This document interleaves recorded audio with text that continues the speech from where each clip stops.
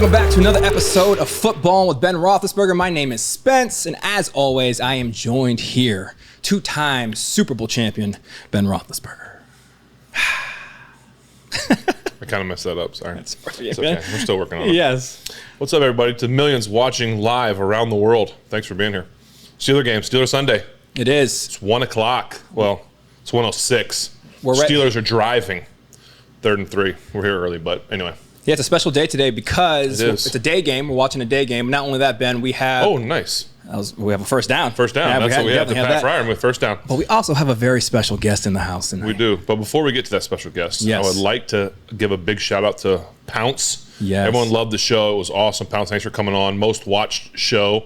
We threw that challenge out to today's guest. Yeah. To see if we can surpass that.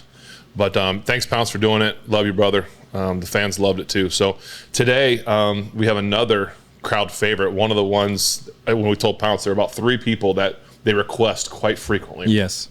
Pounce was one. I mean, a lot of people get requested, but this guy has been highly requested. He might be the most requested. Yeah, I think they're like most excited for like what potential stories could come. Yeah. But they don't realize he never talks, so he's just going to sit there. But no, we would like to thank number 92, James Harrison. Thank you for coming on the show. Thank you for having me. I appreciate you. Appreciate you coming on. We were hoping you were going to be in a tank top, but we'll take the small T-shirt you have on. It's not small. It's a 3X, baby. What you talking about? I make it look like it's medium. Anyway, James is going to join us, which is going to be fun because good catch. Yes. Sims. Which is going to be fun because you're our first defensive player. Well, I guess we have Brett on, but we didn't. I forgot about Brett. Wow. But we didn't watch a game. That's the difference. That's the interesting thing. This will be the first time watching a game with a defensive player. That's true. Because we'll get this usually like when the we talk about like the offense, and then when the defense comes on, we start doing like other stuff. So it's good. Now we got to focus on the defense. See, and that's crazy because I'm paying no real attention to what's going on. Although I'm kind of paying a little attention because the defense coordinator, I believe, is my old high school coach, Dean Pease. So I mean, not high school, college. Not high school. College coach, Dean Pease. So all right, they're reviewing it for did he catch it? Oh no! That's Did a drop. not survive Good the try. round. Hey, I want to get right to this though, James. When you watch a game, so we have a commercial. When you watch a football game, what do you like? Some people watch the ball, some people watch their position. Like, what is your? Are you watching an edge rush? Are you watching? To be honest with you, I'm watching the whole game. I don't want to like concentrate on anything because I get to be a fan now. Like, I don't have to sit there unless you're not it's studying somebody. I get. Unless it's somebody that I'm looking for something to have to talk about. You know, when I was doing the commentating. Other than that, I'm watching the whole game and taking it in as a whole, trying to enjoy it. So you're just watching the ball. I mean, you're just seeing the whole thing. Oh yeah. You're not like zoning on. I want to see this rush or something.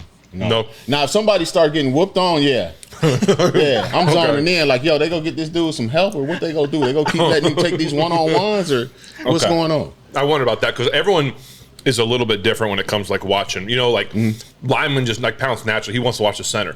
I'm like, don't you get bored? Like the ball's like over here running the ball. You know, I've tried to do that sometimes. Like I'll be like, I'm gonna zone in on this guy, and I'll be watching, and then I'll be like, my focus instantly goes back to the court, like the ball, not just the quarterback, but the ball. Right. Where's the ball going? Where the action's at? Yeah. Mm-hmm. Yeah. So, thank you. And we have the red zone going on once, so we might be commenting on a lot of stuff. But thank you we're nibbling on some Chipotle. Thank you, Chipotle. If you notice this fine koozie I have. Oh, what you got there? It's just a nice koozie I have wrapped around my Coors Banquet. Thank you, Coors Banquet. Just a little footballing thing that matches my shirt. Oh, wow. Look at you. Look at you. Just some merch. Just some merch. Just a little bit. Just a little merch. Maybe we'll do something like we'll get James to sign a football and like whoever buys some merch, like maybe like we'll pick somebody or something. I don't know, something fun. Little giveaway? They got to buy a whole lot of merch to get that signature. Hey, you heard it here first. I agree. I agree. We got to up the price. But anyway, yeah, that was fine. I wonder what you did about that. And we're not going to start talking about college yet. That's going to come up at some point. College, yes. Yeah, at some point. Did you hear me just say? College. Did you hear me talk about that? Like, we're not going to talk about that? We're not. Not yet. Not yet. Okay. We don't need to. I mean, everybody know what it is. All they got to do is go watch the tape. Can you mute his? Is there it's there. I'm just saying it's there. We will talk about it, but we're not going to talk about it in the first 5 minutes. I understand that. I'm not going to talk about that in the first 5 minutes. You know, we shouldn't in the first 5 minutes talk about? We could probably talk about it because it was a long. It was like 30 years ago when you were in college. It was like 30 years in ago. college too, so yeah, but you were a senior when I was like a true freshman. Like so, it's not a big difference. It was like 20 some years ago for me. It was 30. No. What college you go to? 26. I mean, you were. When did you go? When did you graduate high school? 90. Oh, somebody got jokes. Oh my. All right, 98, 97, 7. 97. Okay, 97. Yeah. They reversed that play, by the way. Jalen Warren back. Do you like? Have you watched much? Do you watch much anymore, like the Steelers or anything, or not really? I know you're not really a huge football fan. I watch very, very little football, and if I'm watching something, 90% of the time it's the Steelers, unless like I said, it's something that I need to have some knowledge of, so that I don't sit up there just sound like an idiot. What have you seen so far? Like do you know? I mean, enough to like. Have you seen this Jalen Warren kid or Naj? I mean, have you noticed anything? I love the running back though. I think Naj. yeah. Oh yeah, I think he runs hard. He's a big dude, so he can. Ooh. You would like him. I talk about every week. Pat Fryermuth. You would have liked him. I met him. Did you? He was. I think he was working out with Terry at up there at Oxford. Okay. Yeah. Hard, tough nose. Reminds me a lot of Heath. Oh, his knee a little bit. But they went in the ground. On that. Yeah, he lucky that wasn't in the ground. That would have been ugly. Shout out Pat. My son wears his jersey every week. Steelers putting together a nice opening drive, just like last week. I don't know if you saw the Monday night game last week, but they I think they went down the field and scored. Monday night? That's right, you were bed. Okay. We've talked about it. James goes to bed at like 8 o'clock. Do you work out every morning at 3 o'clock? I don't. 3:30? I get up at 3. What time do you work out? I work out at 4:45. I started between 4:45. We start at 4:30, yeah, so he's actually 15 minutes later than us. Yeah. 4:30 when? Morning. In the morning of what morning? Usually just 5 days a week. 5 days a week, that's it? Just 5 days a week. Okay. Understandable. Yeah, you don't want to burn out. But yeah, James couldn't do the night game, so we had to find a day game. Nice 1 o'clock game. 1 o'clock game for him. Yes. So we got him on here. But yeah, he didn't watch the game. They drove down the field. Time for bed? Damn, it is. Oh, see? That's what I'm saying. Does he remind you of Le'Veon a little bit? Like just the hard, even though their style's a little different, but still the toughness? Yeah. He runs really, really, and he's a big dude. I didn't realize how big he was. I didn't realize how big. That's the type of running back I love to have. Yeah. Like he's going to try and run you over. I love that. He's not going. So you're at 3rd and 1. Let's go. Can we sneak? There it is. That's a good drive. It's exactly what they did last week. They drove down the field and got some early points, which is huge. You like what you're seeing so far there, James? I'm good with offense? it. Hey, listen, as long as we score touchdowns, I'm good with it. I get nervous at times watching them, man. Sometimes I don't watch because I'm like, yo, if I watch, they go lose. I ain't lying. So I'll be like, you know what? I'm not going to watch. I'm not going to watch this week. You about to mess something up. We go see what happens this week. We go see. There was somebody who commented that the Steelers are 2-0 every time we do a watch-along episode. Okay. So every time we've done a watch-along episode, we're 2-0. Okay, cool. What would be? I noticed their shoes are I noticed the shoes are painted. What's the? We're in November. Military? What would be the? You know, what I'm saying like they do appreciation stuff? It's I think it's my cause, my cleats or something like that. Oh, is that this? That's already? Yeah. I think that's what it is. I noticed a lot of guys have different. Yeah. I'm sure we'll find out. They'll probably talk about it at some point. Yeah, definitely my cause, my cleats. They're not letting you get away with that without a $5,000-$10,000 fine. What, you mean the NFL fines guys for everything? Oh, everything. You don't know about that though. Yeah, I know about that. They'll change the game in the middle of playing it and fine you for it. What do you think about that? What do you think about George Pickens? Good little player, huh? Yo, very good. I mean, got a chance. He got range where he can get that ball. Like if he can get it on his fingertips, it's like he's going to bring it in. Yeah, good. Got a lot of. He's got a lot of drop. Like he can drop his weight and do stuff. And he like to hit. And he like to block. He like to throw dudes around. You like that, huh? I like that. That's like guys stick his nose in there. Yeah. Mm-hmm. Yeah. 3rd and 15. That's the thing we have to tell the people what we're watching because we can't put it up there because the NFL don't allow you to do anything. No question. So they're gonna go back and watch us at some point. And see, this is where I like Pat on the backside by himself. What are they gonna do with it? Right there, I told you. They wanted to go there. What was that one?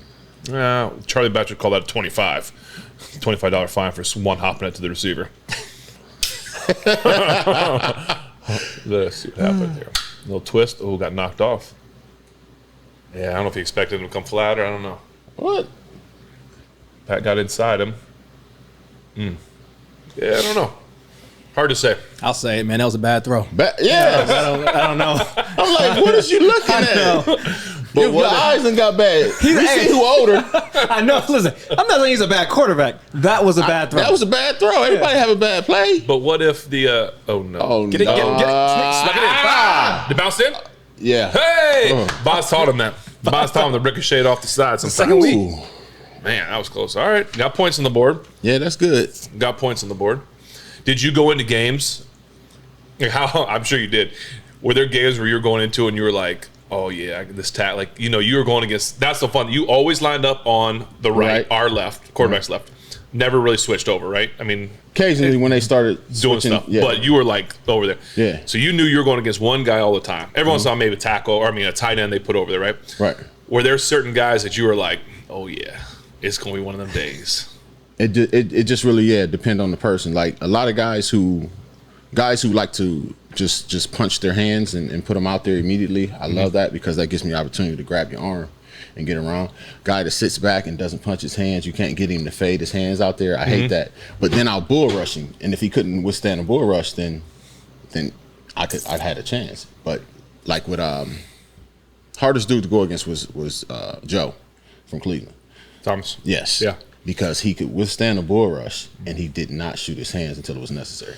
So would you rather go against the big dude that can get his hands on you, and once his hands are on you, it's over? Or you know what I'm saying? There's nobody that get their hands on me, and once they get their hands on me, it's over. Because if you're shooting your hands, if I can grab your hand, if I grab that outside arm, I'm coming around the corner. Right. Because you're moving from watching and playing against you. Luckily, I want to get under you. You want to go. You like that low. So it's rip. It's actually. It looks like this. We're actually gonna have Spence block you and have you do. No, it's actually when they sneeze, shoot I'm gonna fall over. So if you shoot your hand at me, it's a slap here. I actually get to where I could do that. Yeah, I said, what are we doing here? Come on now, relax. But once you get to here, the first thing they do is try and pull their arm out. Yeah, helps me around the corner because now you're slingshot. Yep. Yeah, a little slingshot move. Take that hand. Did someone teach you that, or did you just learn it? That was my move. I had to learn myself because they wanted to teach me all the stuff that the long arm guys were doing with punching your hand. Like I can't punch my hand like this. Dude already got my whole jersey in his hand. Like I got to find a way to get into him because I couldn't do the hand fighting and all that. Like I'm barely 6 foot. Yeah. Like you're not 6 foot. Oh yeah, I am. Not now, not no more. But I was. I was about 5 years ago. Did you start all that in college, or once you got in the league and started doing stuff? Like, did you practice that stuff in college? I didn't have to practice that in college because I was strong enough to just get by or fast enough to get by. We playing at Kent State. See, it's so it's true. The Mighty Mac. Yeah. No, that's what I'm wondering. Like when you every rush, this is so fascinating. I know we talk a little bit when we play, but every rush, like in your mind, okay, it's third down. You know, it's obviously passing down. Mm-hmm. At what point did you decide, okay, I'm either bullying this dude or I'm going, or did it happen in the moment? You know what I'm saying? Like, so some games I'll go a whole half and I'll literally just three-step bullying, three-step bullying, three-step bullying. And then that second half come, or something. The second half come, I'll do the three-step, like I'm about to bully him, slap, rip, come around the corner. Or some guys you just, like they're afraid of the inside move. So when Coach LeBeau started blitzing us and doing where we rip inside. So I take the one step and I rip under him. Take the one step and I rip under him. Well, now I don't have to go under him, but I'm going to make it look like I am. I take the one step, go to like I'm going to rip under him, but fade back out, catch his arm, rip around the corner. Like everything looks the same. Once you can make everything, I got two moves. Yeah. I got to round the corner, rip swim, I got a bull rush. Those two moves look the same. On that third step, you don't know if I'm bullying you or if I'm slapping, ripping. And not just getting bowled by an absolute bull. Yeah, that's like a bull for a bull. Like a bull. Did you like going inside? Like, I mean, you know that inside, it's hard. You probably like going outside, right? Because you have the because I can see more. Like, and a lot of the time when you go inside, especially for me, it's somebody coming outside, so you can't go out. Right. So anytime I did that you inside out, team, yeah. You have to make it, and if you don't, he's going to break contain. Like some quarterbacks, we're not allowed to go inside. You cannot go inside for nothing because they're out and going. Oh, yeah, Marcus Mariota probably. Yeah, like any quarterback that can run.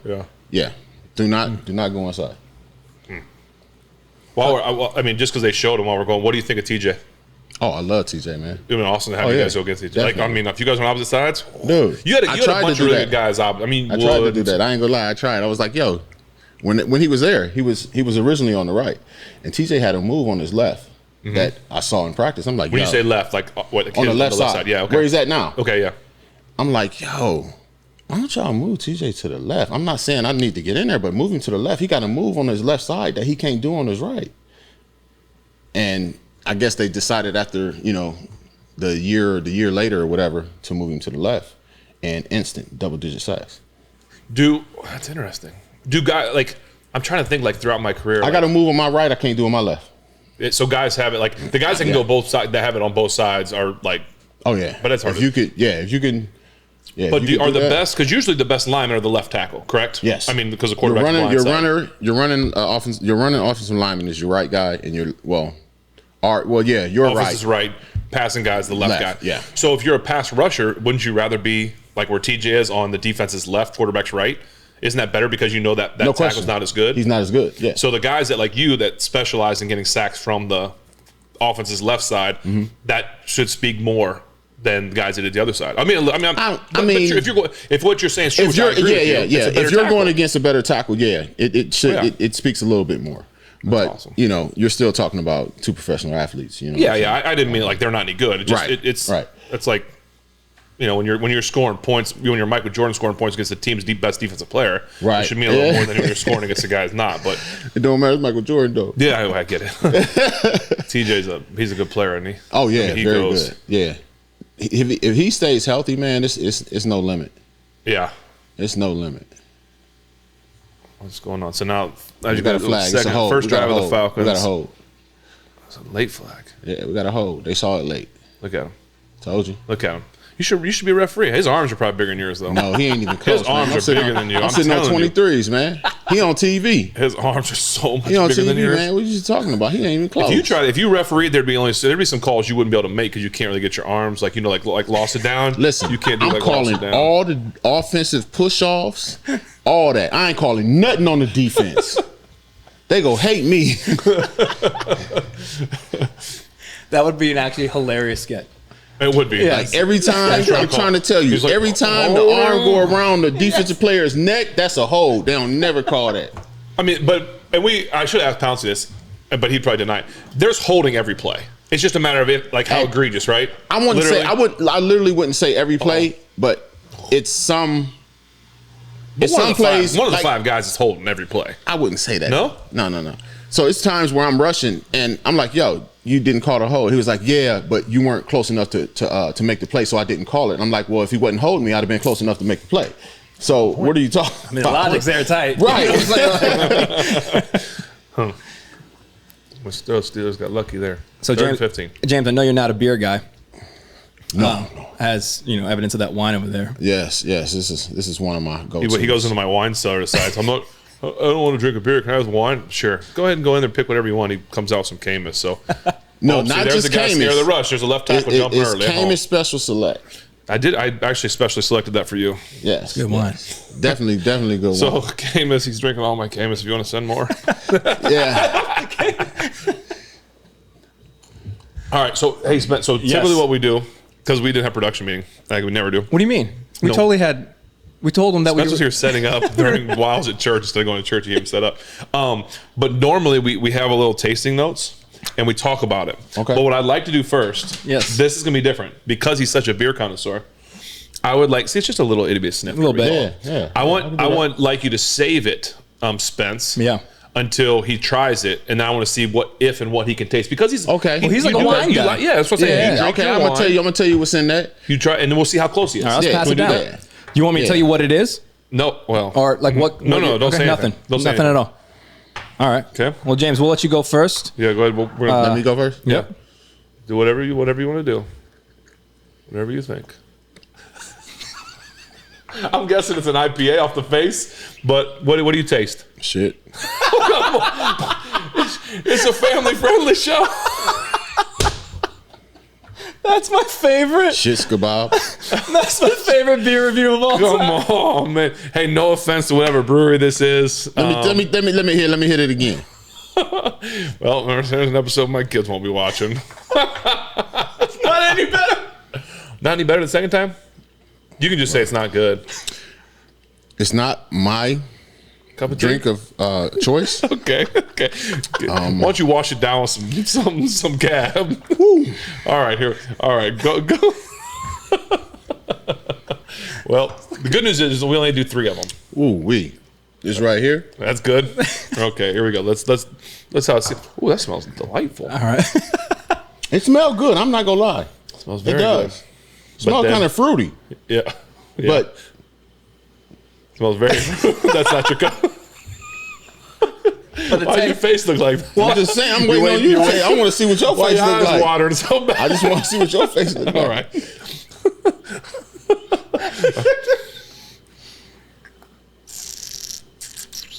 So you got the aeration, is what it is. It's very sweet. Yeah. I mean, it's definitely not an IPA. If it is, it's one of the most crazy it's not IPAs an IPA. I've had. Oh. I like this game though. To try to guess it. What's the IPA? It's a India Pale Ale. It's going to be a lot more bitter. That's got some distinct flavor that I can't tell what it is. It's sweet. It's almost like a pineapple. Yeah, like a pineapple for sure. Yeah. Okay. What? Okay. Pineapple creamsicle. Not bad at all, man. This is the Abjuration Ice Cream Sour. It's a pineapple pink ring lemon taffy marshmallow. Yeah. You didn't get any of the marshmallow? I ain't getting no marshmallow. No peach ring? Listen, I got sweet, which made me think it was the pineapple, and everything else was. Yeah, man. It's from. Tell us about it. It is it's one of the 4 from the TNT pack from Creekside. So every week, Tim and Tyler over at Creekside put 4 together. Yeah, thanks, Creekside. Yeah, that's one of them, and they give you tasting notes. One more. This is. I thought a sour off rip would be amazing, and It's not did overly not sour disappoint. though. It's not sour. Like sour sometimes will make like lemon head, like they give you that look. Yeah. This wasn't overly sour. It's pretty sweet.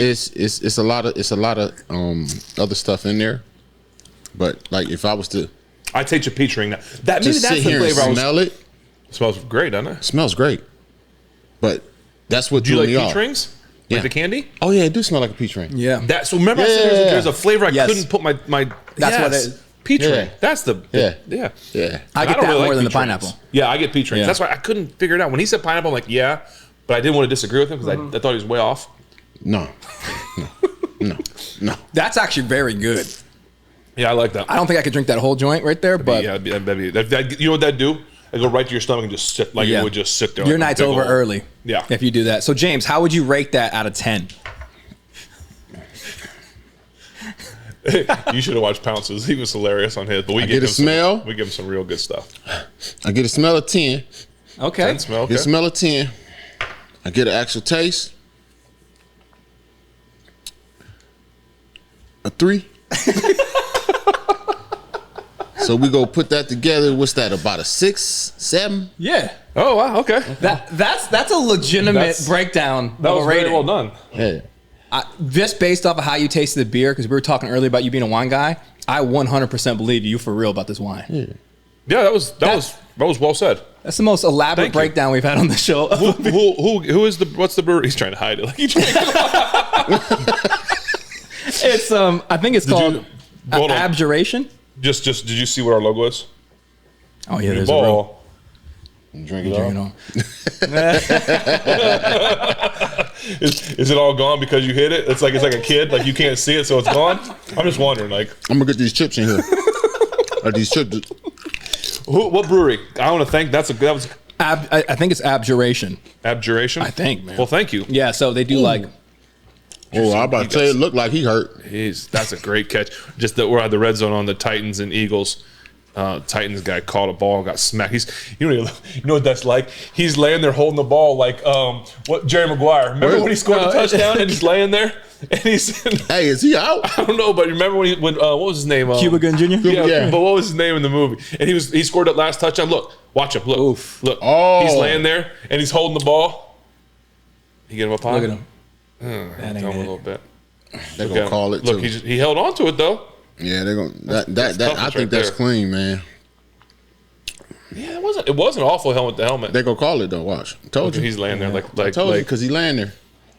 So you think offensive guys lay there sometimes just to get the call? This one he's not, but I Sometimes, know. though. Oh yes, Yeah. for sure, 100%. If you get that, if they hear that, and he lays there, flag's coming. So if he pops up, you think the guy's not throwing it? If he pops up, this dude don't throw that flag at all. Okay. That's another hard runner right there. Chubb. Mm-hmm. Got a reverse. Ooh, boy, you better learn how to Another first down. put your head down. Steelers, their offense has been looking good the last couple weeks. Well, first half last week they kind of got a little reverse, leading the way. I saw a video with Nick Chubb squatting 600 pounds. How much you squat, James? James Max? curls. Yeah. My max was probably college. 715. College is the most you ever did? You didn't do it in the league? No, You didn't do more, you just I was got doing back like off it? 6. I did like 650 in the league, but Jeez. yeah, I backed off in the league. Just the 650, huh? Just how much do you bench? I bench more now than I did because I can afford to gain weight, Yeah. and it's like 535. Jeez. I mean, I'll get 550 for the year over with. Do you do body, like, what's your motivation? Like, why not do bodybuilding? Because you got to do steroids. And you don't do steroids. all clean. You got to do ooh, man. Listen, if I I would look, man. Oh, I'd be look like a Greek god. Them boys be so big, man. They can't lay their arm on their shoulders, man.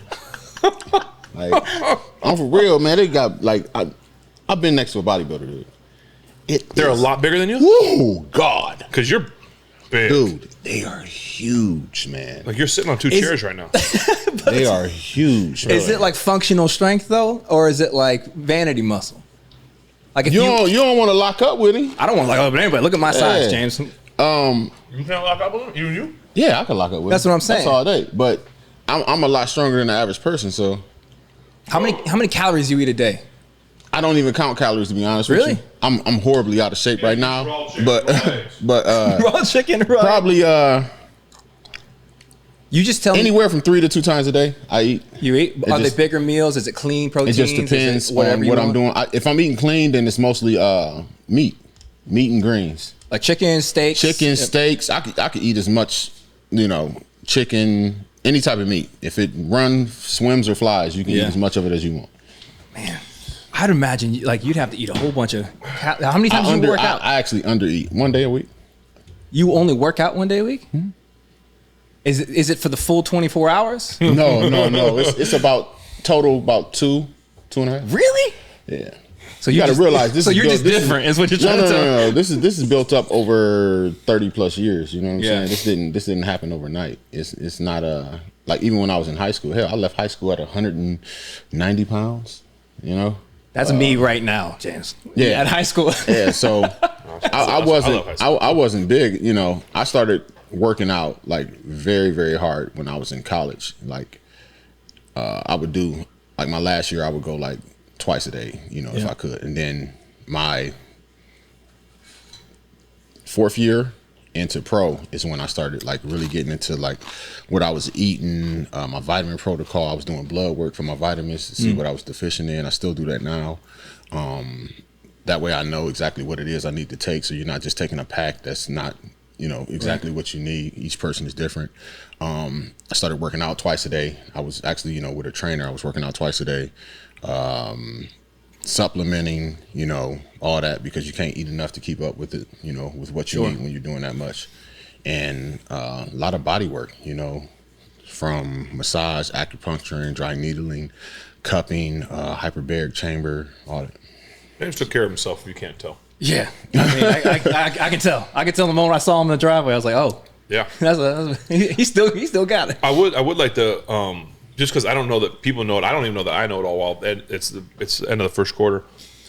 Give me. I mean, you can go into as much detail as you want or as long as you want, but like just a synopsis of your journey to the league. Like once you got to the league, you know what I'm saying. So you obviously we know Kent State, and then it's a little bit of a unique story. Not a little bit. It's a unique story, and you can elaborate on as much or as little as you want. But just I think it's really cool. I'd like to know more. Leaving Kent, obviously I was undrafted.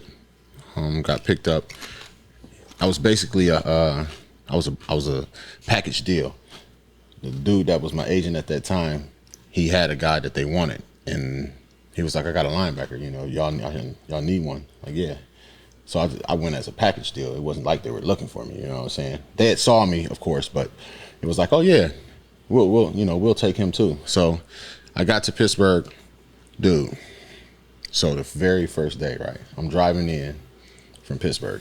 I'm driving in from Akron to Pittsburgh, right?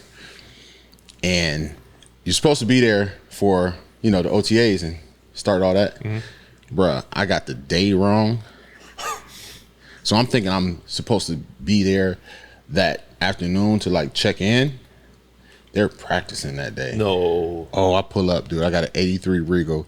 I got a bucket holding up the back seat, right? I finally pull into the facility, man. I get out the car to go in. Who the first person I see coming out of the indoor facility playing racquetball? Kevin Colbert. Cower. I'm like, oh my God, I'm about to get cut. And I ain't even got a day of practice in it yet. So I get there, go in, do whatever. But my first year, I made the practice squad. To you?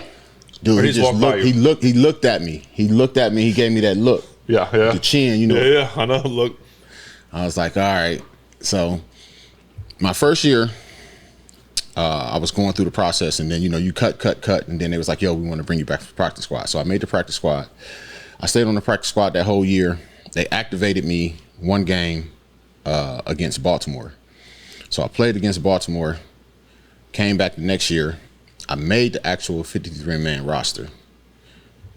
They cut me. I made the 53-man roster on Monday. Came back on Wednesday after practice. They cut me on Wednesday. They was bringing in a dude named Eric Flowers. Yeah. Oh yeah.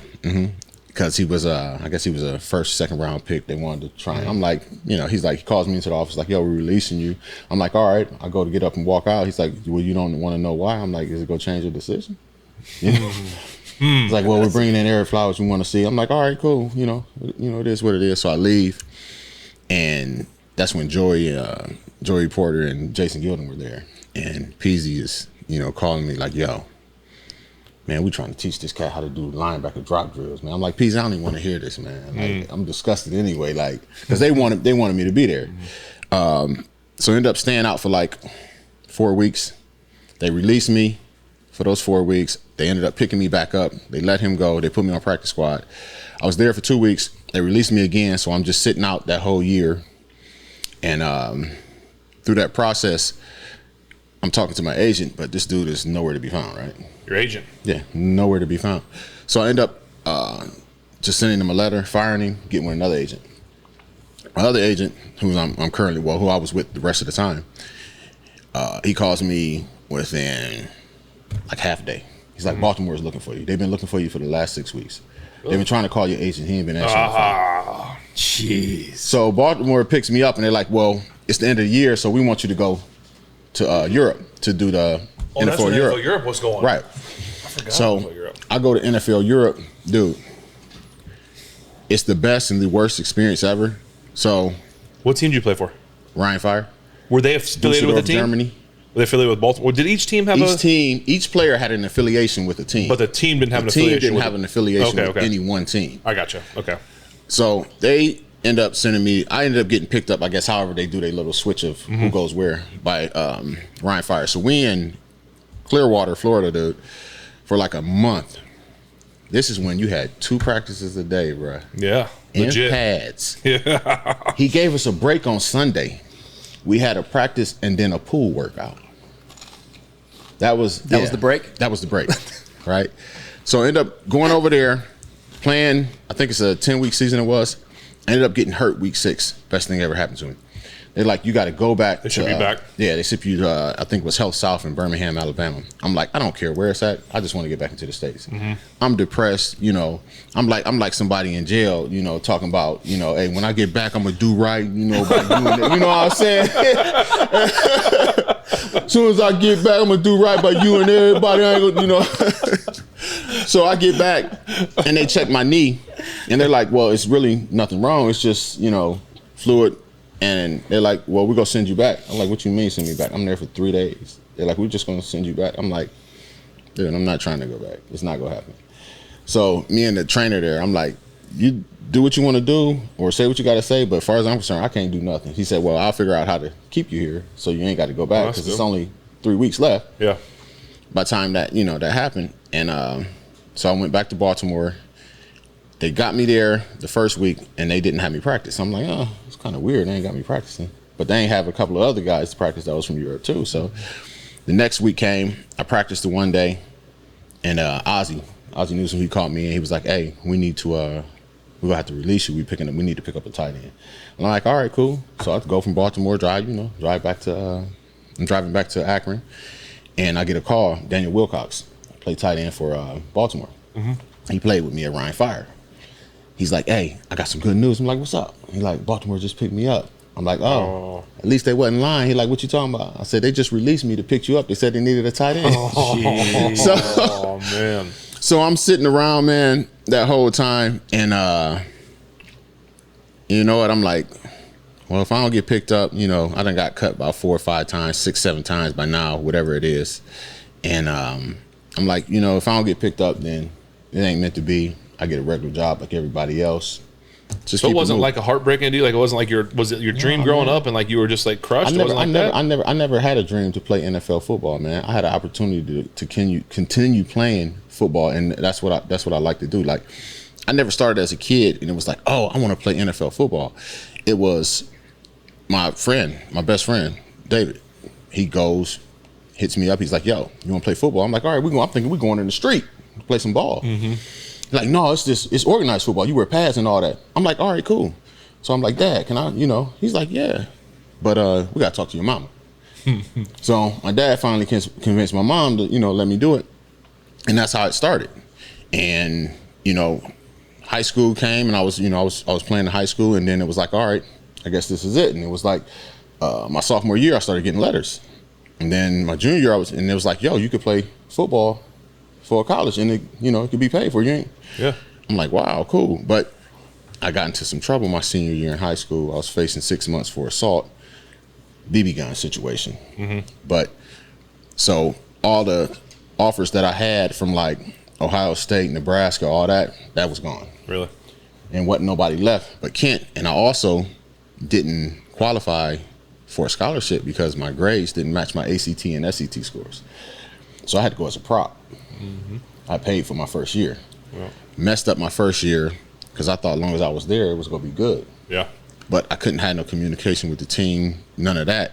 So in that process, the coach that came in, that brought me in, ended up getting fired.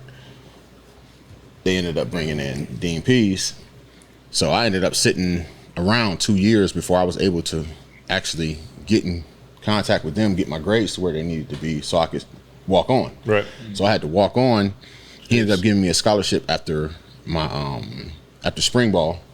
And then, we went from there, played the last, whatever it was, 3 years, Blase Skippy. And then same thing. Senior year came, teams want to work you out. Yeah. Like they want to, you mean I could get paid to go do this? Like for real? Yeah. Right. So I'm like, all right, cool.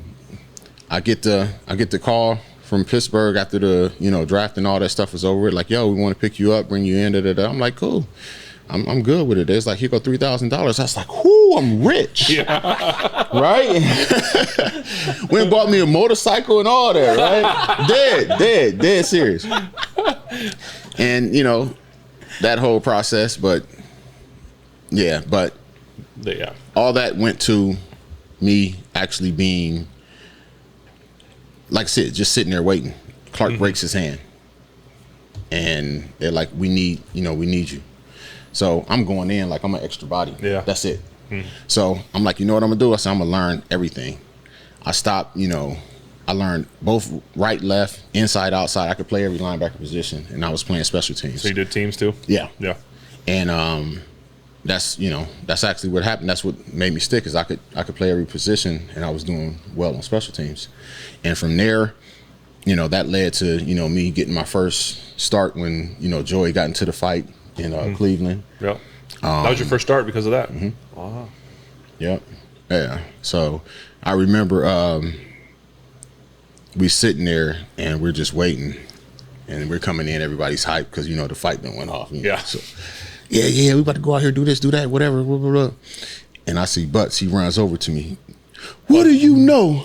Joey's out of the game. They done kicked him out. Tell me what you know. I'm like, I know Sam, me 33, and anything where I'm blitzing. Man, we played like 4-5 defenses that game. That was it.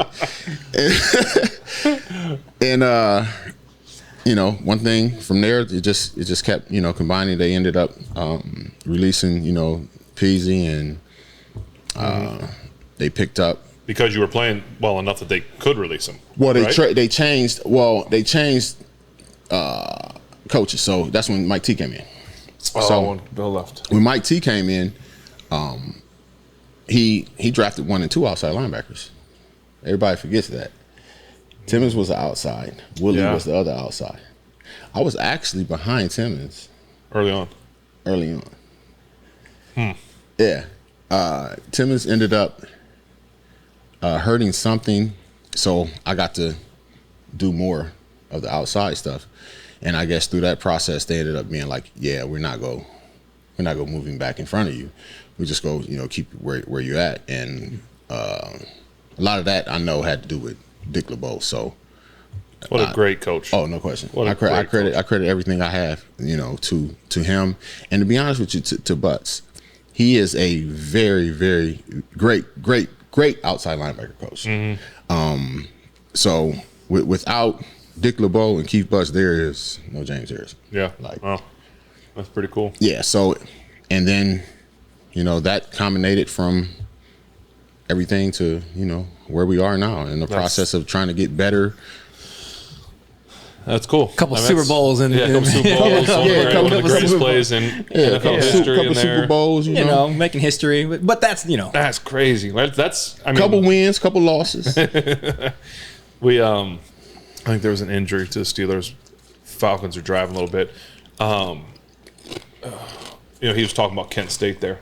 Yeah, he was. And I just got a ESPN alert that said Miami's going to a bowl. Miami, Ohio, my school. I didn't know. Did you get the alert? Any ESPN alerts for Kent State? Are they making any bowls? I don't do no alerts. I don't need to do that. Cold-blooded. How is y'all going to a bowl game, man? Going to the Bahamas Bowl. That's like there's like the big 4 bowls, and then that one's like the next on the list. I mean, I'd rather drink some of that nasty beer than listen to what you're talking about. I might go to it too. No, you ain't. Yeah, he's support. He's gonna play. No, you ain't gonna play. You're not gonna go, dude. I ain't gonna lie. If Kent went to a bowl, I'd show up. No, what if it was up? What was in Akron? What was the? I'm going. You going to all the bowl? Well, because when's the last time Kent made a bowl? Go Daddy. Well, how long's that been? That was when Rosie and them went. Oh gosh, Rose, that's been 12 years. I don't know about that long. So for those of you that don't know, see this James and I played against each other in college one time, 1 year, one matchup. You can find that tape too. It Just is going impossible. to My Football Life, and you will see Football Life. James Harrison's Football Life. Look on James Harrison's Football Life, and you'll see where I sacked him. See, can we mute this? Can we mute it? Mute his mic. Sweet. So what's the actual? Because there's debate about that. Here's what should happen. Look what the records say. 5. Listen, this is what should happen. We should have had him me tell the story without him here. Yes. Him tell the story without me here, and then put them together and see how they match up. Yeah, because there's no way they're the same. But I'm just gonna tell it a way that what I remember. Okay. And I know that we talked about all your concussions and how you don't remember a lot, and then you can tell it. No, but what about your concussions? What about your concussions? No, I didn't have any. Oh yeah. Hold on, big third and 13 here for Atlanta in the red zone. Let's see what TJ lines up. So, did you ever line up? Oh, got him. There we go. Is that a half sack for Cam, or would that be That's a full? a full. Be a full one for him. He wrapped on him. Yeah, he got him. All right, there you go, Cam. So we were supposed to play Kent State September 11th. Mm-hmm. And then obviously 9/11 happened. So they postponed. That's the best thing that. Well, never mind. Yeah, that was bad. Way yeah, to say I was saying. He didn't mean that. We were supposed to play each other, and so obviously 9/11 happened. They pushed the game back till the end of the year. So whatever the last game. Do you remember what your last game of the year was before ours? Do you remember what it was? Because I'll tell you, that's part of the story. I don't know what the last game. You don't remember what your last one was before that, but I know what the last game of the year was. Yes, I understand that, but that's not what I asked you. Because when things adjust, you do like a professional and you ready yourself for that. Totally agree with you. You know? I could not agree with you more, which will lead to why my story is so important. See, he just made my story. I've been waiting for you guys to air this out. I totally agree all with you. week. I couldn't agree with you more. Could not wait. So we rescheduled for the last game of the year. Well, that year, our last game of the year was in Hawaii. Mm-hmm. Okay. So we go to Hawaii with everyone's intention of staying out there because the football season's over and this, that, and the other. And it's Hawaii. So instead now we have to go from Hawaii to Kent State, which if you know anything about it, it's not in the South where it's nice and warm and beautiful. It's awful weather. It's an awful place to play a football game. Where Miami of Ohio is. Right. Go ahead. Anyway, so we come. So we're in Hawaii. We're in Hawaii, and we've got and James can, whether he agrees with anything, he can attest to this. The MAC is not sending a lot of people to the league. So we had some seniors on that team that played line that were like, "Man, I'm not going to the league." Like, that's a nice hit right there. Look at that. Ooh, replay that. Replay that. Let's see if they go back to the Browns and Texans. See how they're trying to change the subject. Right. See how it's changing the subject. But so we had some senior linemen that decided to stay in Hawaii because they weren't going anywhere. So I agree with James. That's what I was trying to. He just made my point. And you think he could have helped you and he wasn't going nowhere? And I'm James Harrison. Are you serious? You weren't James Harrison. Yes, I was. I've been James Harrison since 1978. So 86, you don't even know your birth what year it was. 78. But. No, I don't know if I would help, but that's gonna be a new shirt. That's gonna be a new shirt on the Football website. I've been James Harrison since 19, and we'll just put like 8, 7, 8. We'll just like all these different numbers. 19. He said 3 years. He ain't going nowhere, and you think he could have helped you? Exactly. But anyway, so I'm just leading up to the whole thing. Our guys stayed. A lot of the teams stayed out in Hawaii. And we came back, and James was able in that game to get a sack and a half on me. And so I give him credit. He did. I think we won the game, though, right? We didn't win either.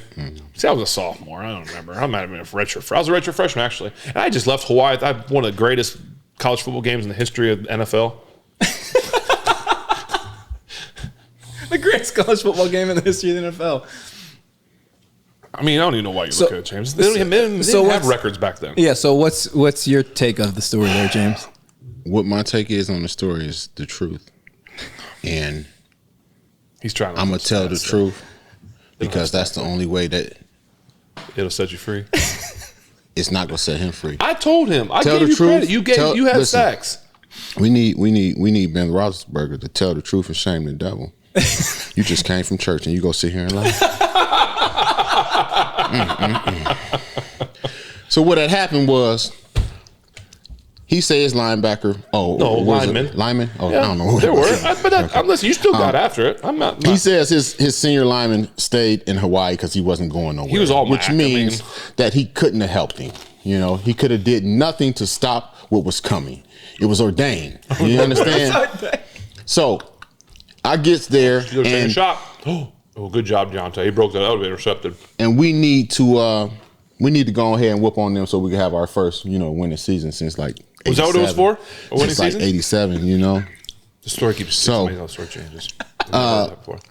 This little kid comes in there, tall little linky thing, and I'm like, oh, I'm about to have a field day, and I'm just sitting there licking my chops, and they want him to pass. They think he's about to be this, this good quarterback, So all I do is pin my ears back and take off. You know what? I probably hit him about 15 times, but I only got 5 sacks.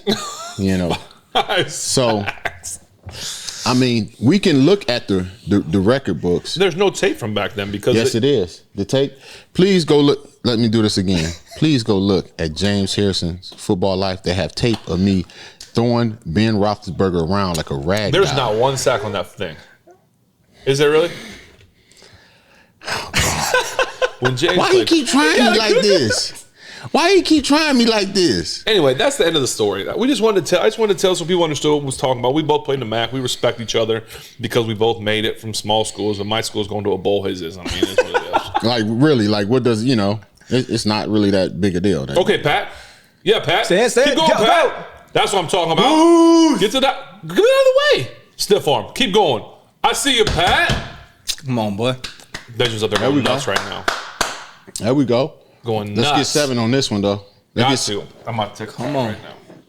Is he gonna answer? I hope so. If he doesn't, I'm not. He got his phone in his pocket. If he does, I'm not gonna talk to him ever again. Okay. If I don't get a text at halftime, You don't get a text at halftime? well, You ain't talking you to can't him get no in trouble. more? Have to just look. Uh-huh. Look at stay on his feet. Give him that ooh wee. This guy's got to get out the way. Oh, dude, I know, you should what have blocked are you doing? 54. Look, bam, ding. Look at Ooh, it. he ain't make that tackle. He had the smallest man on the field blocking for him. And he tried. Step on him. He tried. Pat's gassed. Yeah. Come on, Pat, suck it up. If he doesn't text me at halftime, I'm gonna be mad. I'm gonna talk bad about him. Gonna be on the oxygen. He's gonna be on the oxygen. Try. What was the first encounter after that in the league between you guys? So when you get signed to the roster, are you like, that's that dude from freaking Kent State? I was remember him. I didn't know him. No, I ain't gonna lie. Like when they first signed him, I'm like, I don't know why they did that. I'm trying to figure out like, oh, I remember we had a good offensive line. I remember that because I know he was easy to get down. At least for me. You know what I'm saying? So, that's amazing to hear because it's like you're quintessentially like the hardest quarterback to tackle. He knows. He could get me down. He could get me down in practice. He tried a couple times. We weren't even live when he tried. I tried. Yeah, he did. I tried. Oh, got him wide open. Nice touchdown. Who is that? That's Cam's little brother. Oh, for real? Okay. Oh, that means a lot, bro. He's got more touchdowns than in Atlanta. It's in Atlanta, bro. Oh, I forgot about that because that's a big deal for him. Wow, that's cool. I'm telling you, Kenny Pickett's the real deal. I like him. I like him. Toughness. Look, I mean, he's going really around him, but it's a great throw, great catch. I mean, kudos to him. Yeah, that's awesome. Space. Oh yeah, he got that. Look. Good for you, bud. Was it Connor, right? Oh, how you get so open? I don't know. That's what I'm trying to figure out. I was just kept trying to watch it. Like, what in the world happened there? There's a whooping they're about to put on. I'm telling you. Congratulations, as Pounce would say, Matt Canada. He was so funny. I think Pounce has a Matt Canada jersey. Yeah. Yeah, we played obviously together. Yeah. For a long time. Was there ever a moment that you acknowledged like, oh, that's okay, he's gonna be something serious? Ben? Yeah. Rookie year. You knew it. Oh, we already knew what was going down. Before he gets in the game, could you see it in practice or when he goes on that run? We ain't paying no attention to him in practice. I ain't gonna lie to you. I wasn't being paid no attention to in practice. What you talking about? Sure. I was still on special teams duty.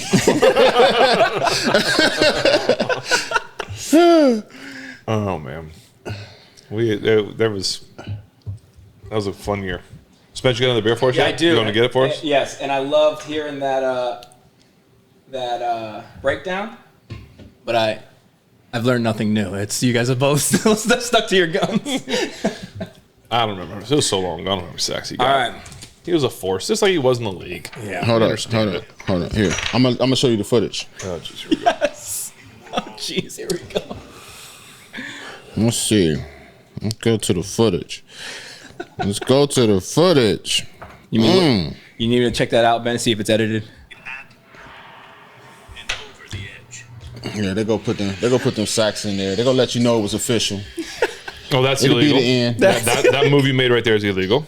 It'll be there in the end. They're gonna say James Harrison was credited with 5 sacks, a school record. Not by a school record. Ben says that was on you. When is it going to play? Ben says it was more like a sack and a half. All right, listen. When a quarterback, how long do I have to watch all this? I tried to fast forward. It wouldn't let me. How much does I have to watch to get to it? You got about 2 minutes. You got about 2 minutes. When a quarterback gets sacked, is that an indictment on the quarterback or the O-line? Penalty. That's a penalty. That's illegal. That's illegal. That's illegal. What was illegal? Did you talk trash the whole game, every game, or just certain times? Just certain times. Yeah.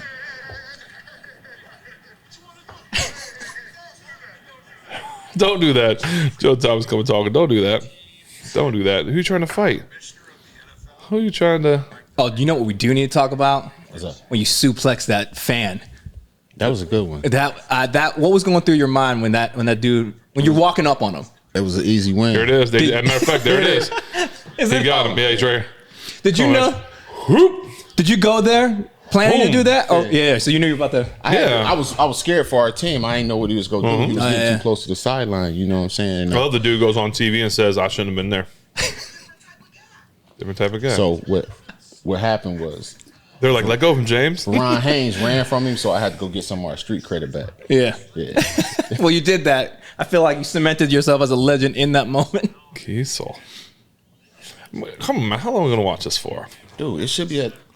I love the fact. We're on this podcast right now, for all of you that are listening just to the audio, we are watching the James Harrison of Football Life, which if you've not seen, I would encourage you to go do that because they did a very good job with it. Deebo. Hey, whose voice is that? That's me. Listen, you are intimidating. You are scary. I'm glad you're on my team. Here come the 5 sacks, people. No shirt on. Really warm up, no shirt on. The cold just to show off. That was for Ryan. Oh.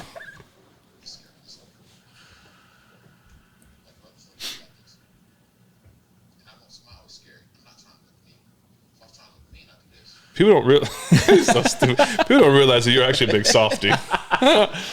You put on a persona, but come on. Man, 6 seconds. Ain't nothing on there, man. Come on. You made me watch that whole thing. It had nothing to do. It ended before you got nothing to do with anything. Other than it was there. Hitting people.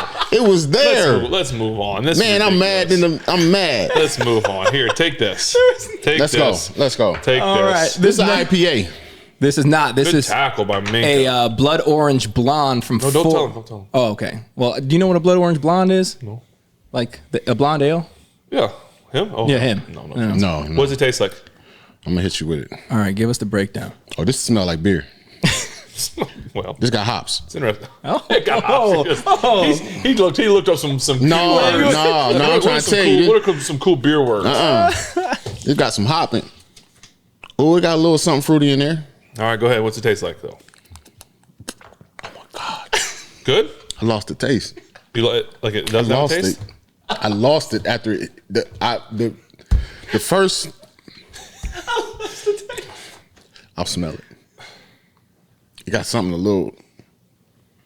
Oh, took it off his forehead. What a bad play by that receiver. The beer taste just throw me off. Is it good or not? It's beer. What is there any like redeemable attributes of it? Is it better or worse than the other one, too? I like the other one way better than this one. All right. Okay. This one kind of watery. What do you got, Ben? It got a little something to it, man. What's that? What's that little taste of taste? What is it? Good. That's very light. It's a very light beer. Okay. Very light. I told you it tastes watered down. Yeah, or you can say light beer. Yeah. Watered down or light, yeah. So this actually got sent in from some fans of the podcast. Thank you. From Indiana. Indiana. Yeah, Joe and Lori Molinaro and family. Okay. So, yeah, this one is from 4 Day Ray Brewing out of Fishers, Indiana. That's beer. Yes, it is a blood orange blonde ale. That's beer. I can't even finish that one. He's hiding them, folks. He's hiding them. Mm-hmm. He's hiding his beer. Has there ever been a beer that you've tasted and liked? I can't tell you when I tasted it and liked it because I probably shouldn't have been drinking it.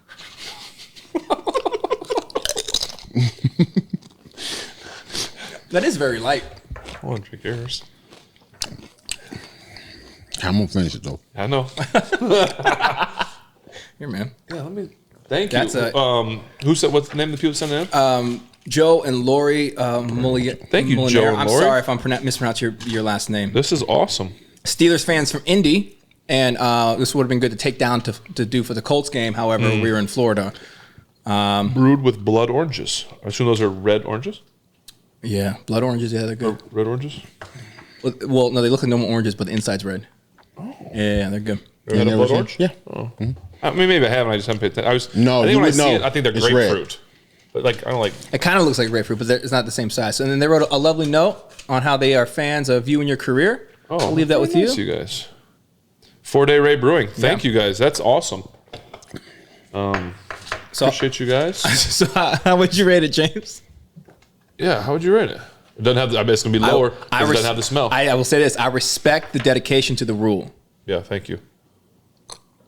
Even if you just took it all down, it'd get it over quicker. That's a full-size beer mug, by the way, guys. This is full-size beer mug in James Harrison's hand. Believe that. It's a full-size beer mug in James Harrison's hand. I like another field goal, another hold by the defense. So you don't like it? 1 to 10. What's your rating? Whew. I ain't gonna lie. I gotta get that one like a 3. Okay. Hey. Appreciate you.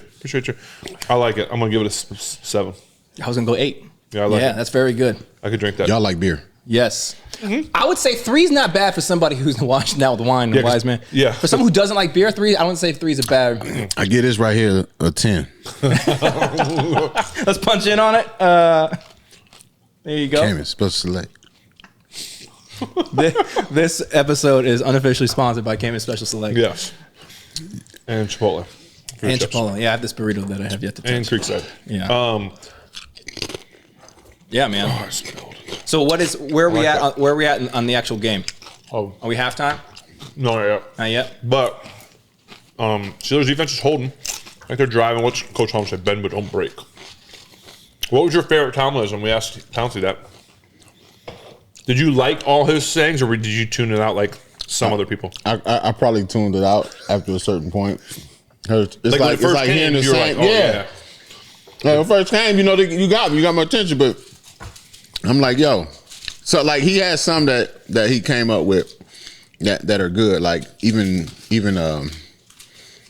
recently, actually texting. What was it? It was something about a shark or something. He just swimming. Really? Let me see. I gotta look. Yeah. Do you catch yourself like I say all the time, like it is what it is, but I don't think it's because of him. Oh yeah, yeah. But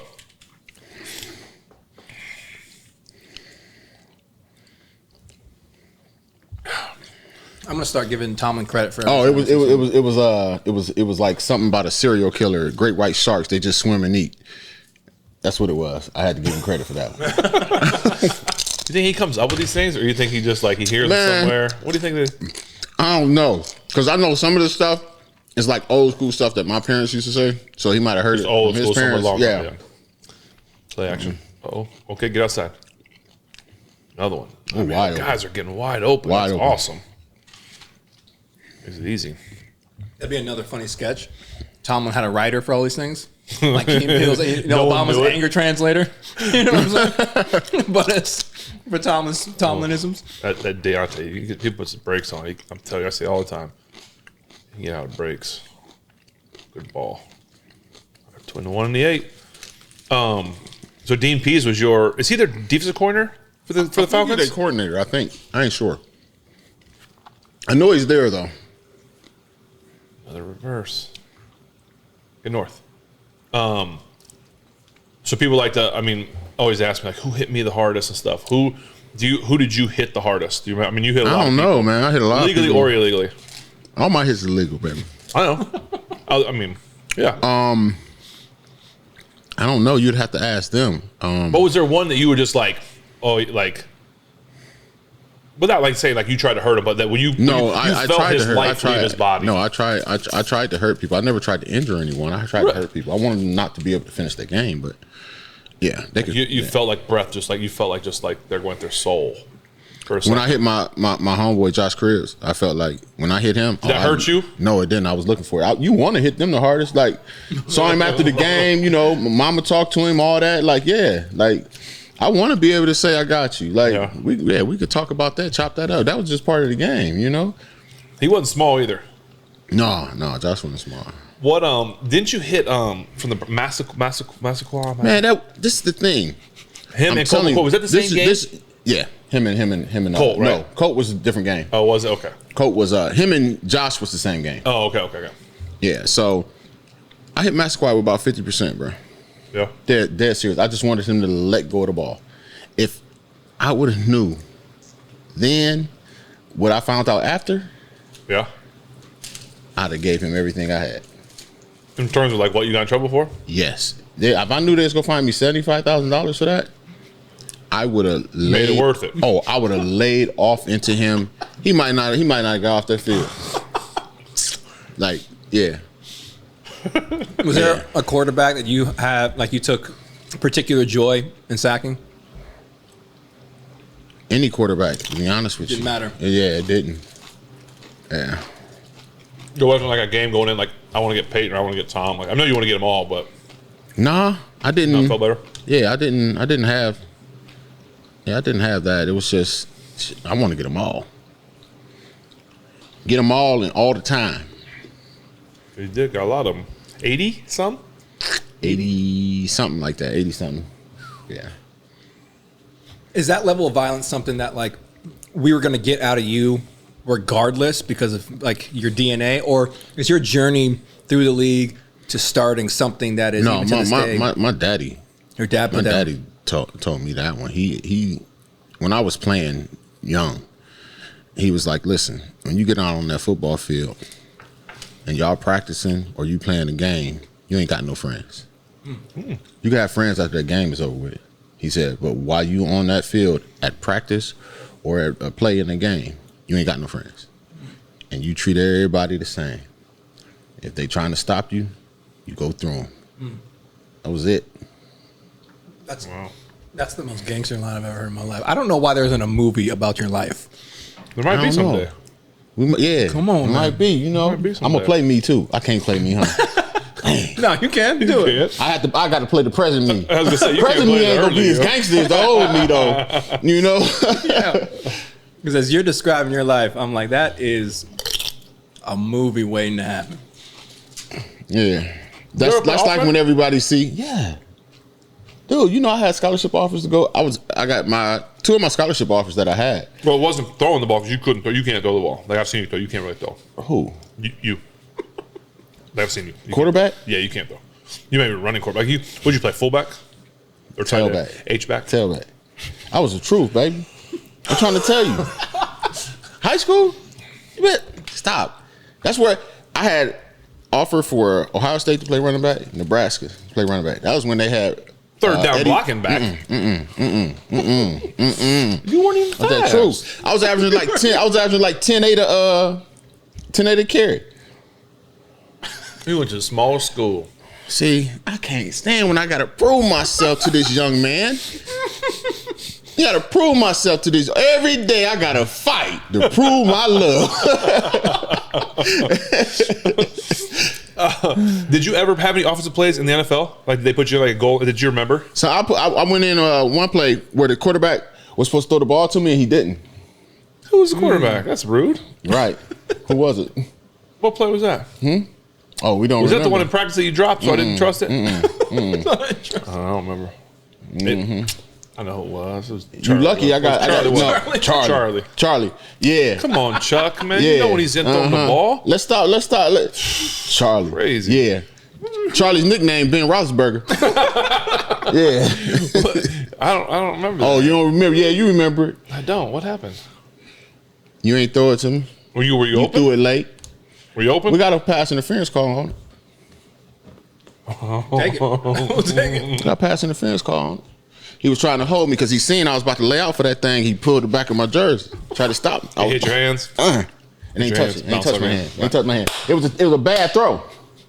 It was a bad throw. That's how I do. Like, you know, even great quarterbacks make bad throws. You know, it was a bad throw. That was one of them. Yeah. You know? That's actually reverse. Reverse. All right, Kenny with a block, kind of. I mean, all that work for 3 yards. He gets tripped up a lot. by himself. We talking 82? Yeah, By himself. by himself. That's the second time I seen him trip up by himself. I like we got Warren back in there. Careful, Kenny. Oh, what's up with that? Careful, Kenny. You can get so hurt out there. Oh, Yeah, Horse collar? That was a little. He ain't got that juke. He ain't got that real juke. That minimum. That's a BFM. He ain't got that. See, if that was me, see, I'd have stayed slim if I played running back. He got up inside there What? and kept going. I'd have gave him that Le'Veon, bop, bop, that dead leg, whoop, and gone. Then I ran him over too.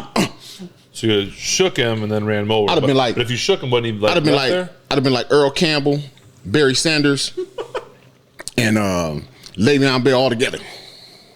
That's I agree with you.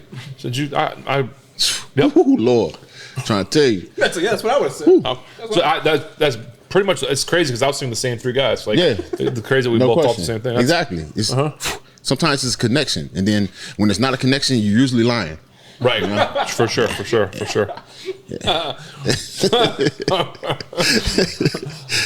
All right, this is a big drive though. We didn't talk about the football game. End of the half, just under 2 minutes. 2nd and 7. All right, James. There's no time. Let's watch the defensive end down here on where you would be. Okay. See how he does. Go. Grade him. No effort. Oh, he almost got a sack. Oh. He could have had it. He got a sack. He lost contain. That's what you were just talking about, right? Can't do it. Did you ever lose contain? Oh yeah. Did you get yelled at? Did LeBeau ever yell, or was he just more? Would he just give you like a look or talk to you? Like you knew when he was mad. Like Coach LeBeau has never yelled me. He has never cussed me, but he would yell and fuss his DBs though, because that was the position he played. Yeah. But dude, like not getting a assignment done or like losing contain, you just felt horrible. Yeah. Like it was times where. We're going through and they're like, don't you think LeBeau's defense, he's getting a little old to, do this or do that and da-da-da-da. We're like, nah, the defense works great. Like we messed up. I mean, it was times we had to grab players like, yo, somebody grab so-and-so. He about to work over this reporter for talking crazy about LeBeau's defense. Yeah. LeBeau seemed to me, I know Coach LeBeau obviously from being on the field with him and stuff, but he obviously was never my coach, but he seemed like he was a guy that was like the guy you didn't want to disappoint, like your dad or your grandpa. Yeah. Or, I don't want to put him in that category of grandpa, but that figure where it's like he didn't have to yell, he could just kind of give you a look, and you're like, yeah, no, I screwed up. Oh, dude, he killed you with love. I'm sorry, Coach. He killed you with love, man. Yeah. And especially for guys that he knew was going to be like harder on themselves than he was going to be. Like, oh, he was going to kill you with love. Don't worry about it. We're going to get it next time. Everybody make mistakes. Yeah. And that's why everybody played so hard for him, man.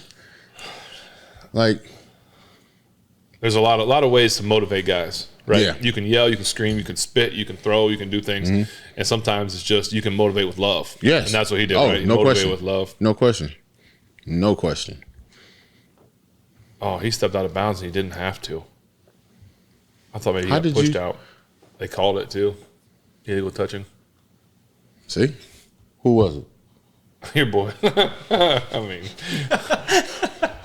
All right, see what you can do here. He made 46, 47. Hey, 46, 47, 48. Dude, he made me nervous. He's going to make it?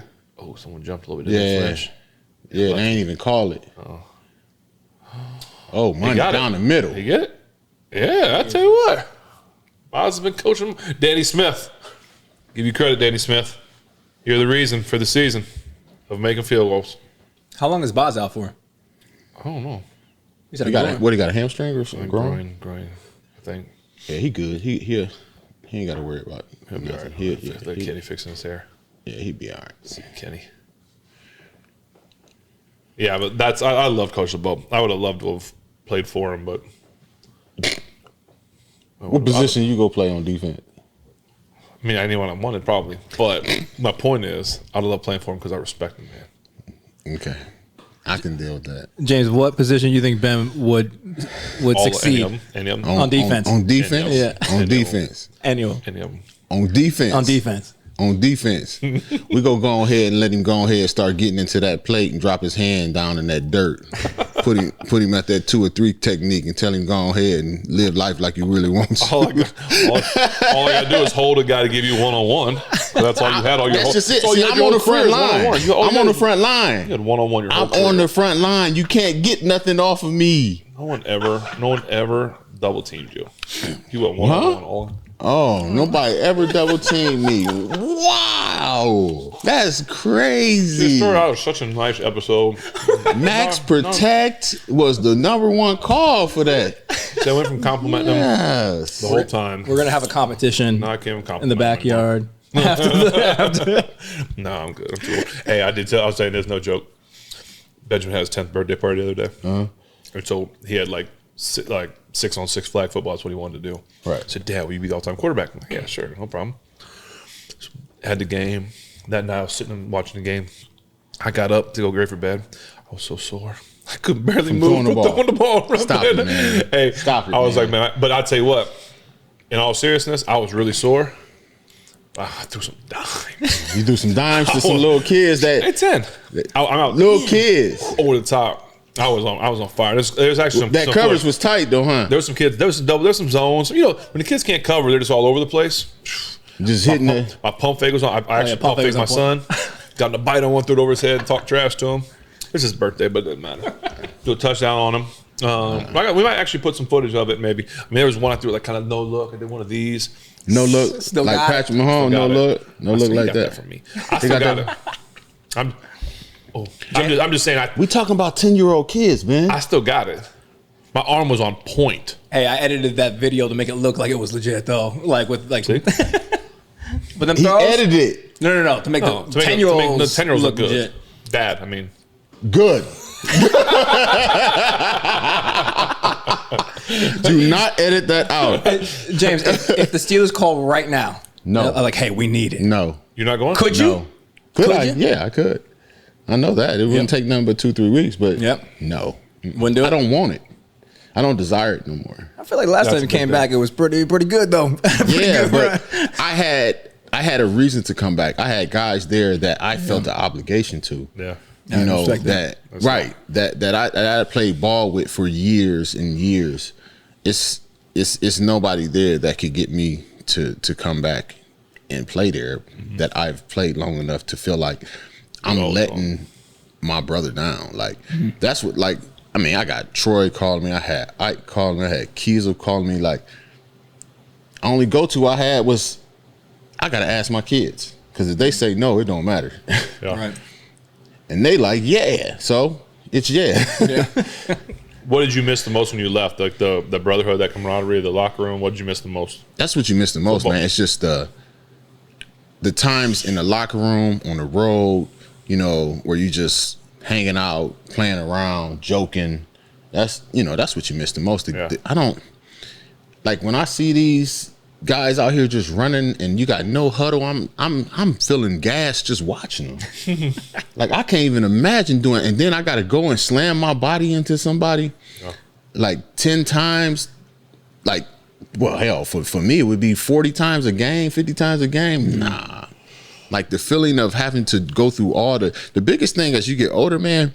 It's not like the training for it. It's the recovery after. No doubt. Something you had said. No doubt. Yeah. Like, yeah, that's the hard part. Like, you know, the recovery took longer and longer. Yes. Like week, 2, Yeah, I needed to do more treatment. I needed to see, you know, people like when I first started, you know, I could see somebody, you know, once a week. And then that, you know, as it got longer, that was twice a week. And then by the time I was in, you know, my last, you know, couple of years, I was seeing people 3 times a week, you know?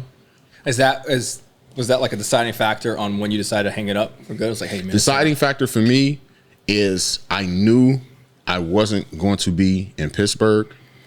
And I did a year in Cincinnati, you know, away from my kids and all that. And I had talked to actually Bill. I talked to Bill. He was like, "Yeah, we want to bring you back, but we want to see after the draft. I don't want to tell you anything that's going to be wrong or contradictory to, you know, change of, you know, how much we're going to be using you or we want to use you. So, you know, we'll wait till after." And then, I wanted to play. Don't get me wrong, But I'm like, I can't do it in New England. I can't do it away from Pittsburgh. It just is not for me. That's like the same thing when I went to when I was done with when I retired the first time. I was in Arizona, and we had a deal on the table, man. I'm sitting in there with BA, and I just keep asking for more. They like, yeah, I asked for a little more. They like, yeah, I asked for a little more. I'm just keep going until they said no. They finally said no, and I was like, yeah. And everything, you know, I was just like, dude, I'm like, and you talking about Cincinnati, where, you know, I could occasionally, you know, make a move here or there. The kids can make a move here and there. Yeah. But you're talking about all the way across the country. Like, I'm lucky if that's one time, you know? So I was like, yep, not doing it. What was playing in New England like? Like, what's the biggest difference between playing for Bill and playing for Bill? Bill, the homie Bill, the homie Bill, Belichick and Tomlin. The biggest difference is structure. He has and his ability with Bill to adjust his defense and offense to his players' abilities and not to actually what the defense is. Like, he will, like, we had like 9-10 different personnels to adjust to what you could do best as a player to what they needed done. And then he's able to adjust, like, on the run. And, like, I think he goes into a game plan with an adjustment already made. Like, literally going to the offensive side, like, okay, this is what we're doing. Flipping to the defensive side, like, okay, this is what I would do. Well, after I did that, what would I do back over here on offense? So he's already ready to adjust before he even get in at halftime. So his ability to do that I think, is what makes him, you know, a very, very good player. I mean, very, very good coach. And, you know, I don't think every coach can do that. That can adjust to what exactly it is that their players are good at. Sure. To compare it to what it is that they want to do. And the contrast of that in Pittsburgh would be like, there's the Steeler way, and y'all got to figure that out. There's the way we do things here. No, Steeler way is something totally different. That's the way of doing things, and that's great. That shouldn't change. That should never change. But if I have a dog running back, and right now, you know, we can run the ball. Well, let's just run the ball until we get them biting up, and then let's throw over the head. Like being able to adjust to that, like the needs and wants of, like, what your players can actually do. Like, if I got a DB that can't play man, well, let me switch it up to where he ain't got to play man. Sure. You know, or get him out of there and get one in that can. Like I said, we had 10 different personnels on defense. When I first got there, I was only on one. And he was like, you know, when you get here, this is what you're going to be doing. This what. But if you do well and you learn it and you figure it out, then I'll have you on, you know, different ones and all that. So by the time we got to the Super Bowl, it was only one personnel that I wasn't in on. Dang. Man. New England took some. Who we talked with Brad a little bit. Who was let's just say who was, I don't want to put anyone out there, but what was it like playing with Troy? Troy was great, man. I tell you what, anytime Troy got a little, what we call, out of his character, it fired everybody up so much. Like, to hear Troy, you know, lose it and say some of the things that he was saying, the whole defense would go wild. Like, it's like, yo, it's time to tear somebody's head off. Like, you know, you hear, and his voice, like, you know it's him. Because it's like, hey, da-da-da-da-da-da-da. You're like, oh, that's Troy. Who are we talking to? Because Troy was so soft-spoken. Yes. But that's why I've mentioned that before on this show, is that I love Troy because Troy was one of those guys that, like, was one of the kindest people you ever meet. And would do the littlest, and I don't want to call it dirty, but would do little things where, like, he would maybe push up off someone's, like, chest, or, you know, just the little extra things that Troy would do that just to, like, let you know. Like, I feel like Troy did that on purpose, in the sense that, like, hey, here I am. Just let you know I'm here, and I'm still here, and I'm gonna keep coming, and all this stuff. Like Troy was just so stinking like subtle with his. Yeah, with everybody got to do a little. Everybody got a little something that they wanna. Yeah. Ooh, that don't look good.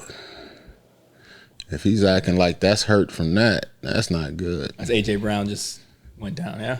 Oh, he's back up. Yeah, he up now. I saw Lamar left the game too. Yeah.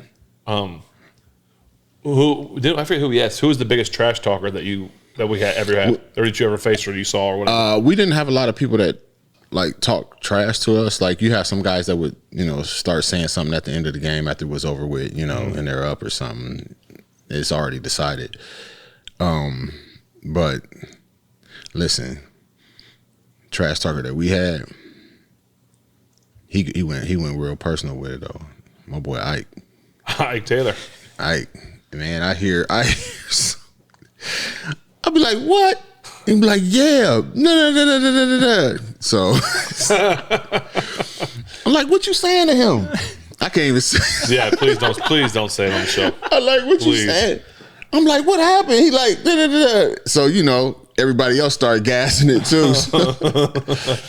Yeah, it was. Foot liked to talk a little bit too. Dude, Foot talks so much, man, that him and Hamp be sitting there arguing in the huddle, man. Like, for real, arguing like. So they had mess around and get a pass off or something or whatever it is. Say they'll get, not even a pass, they'll get like 4 or 5 yards on the run. Yeah. So Hamp go look back at Foot talking about where y'all at. Foot like, what you mean where we at? I'm right here. He's like, man, come on, godly. Hamp like, godly, they done got 5-6 yards on the run. What y'all doing back there? And Foot, what you mean what we doing back here? What you doing up there?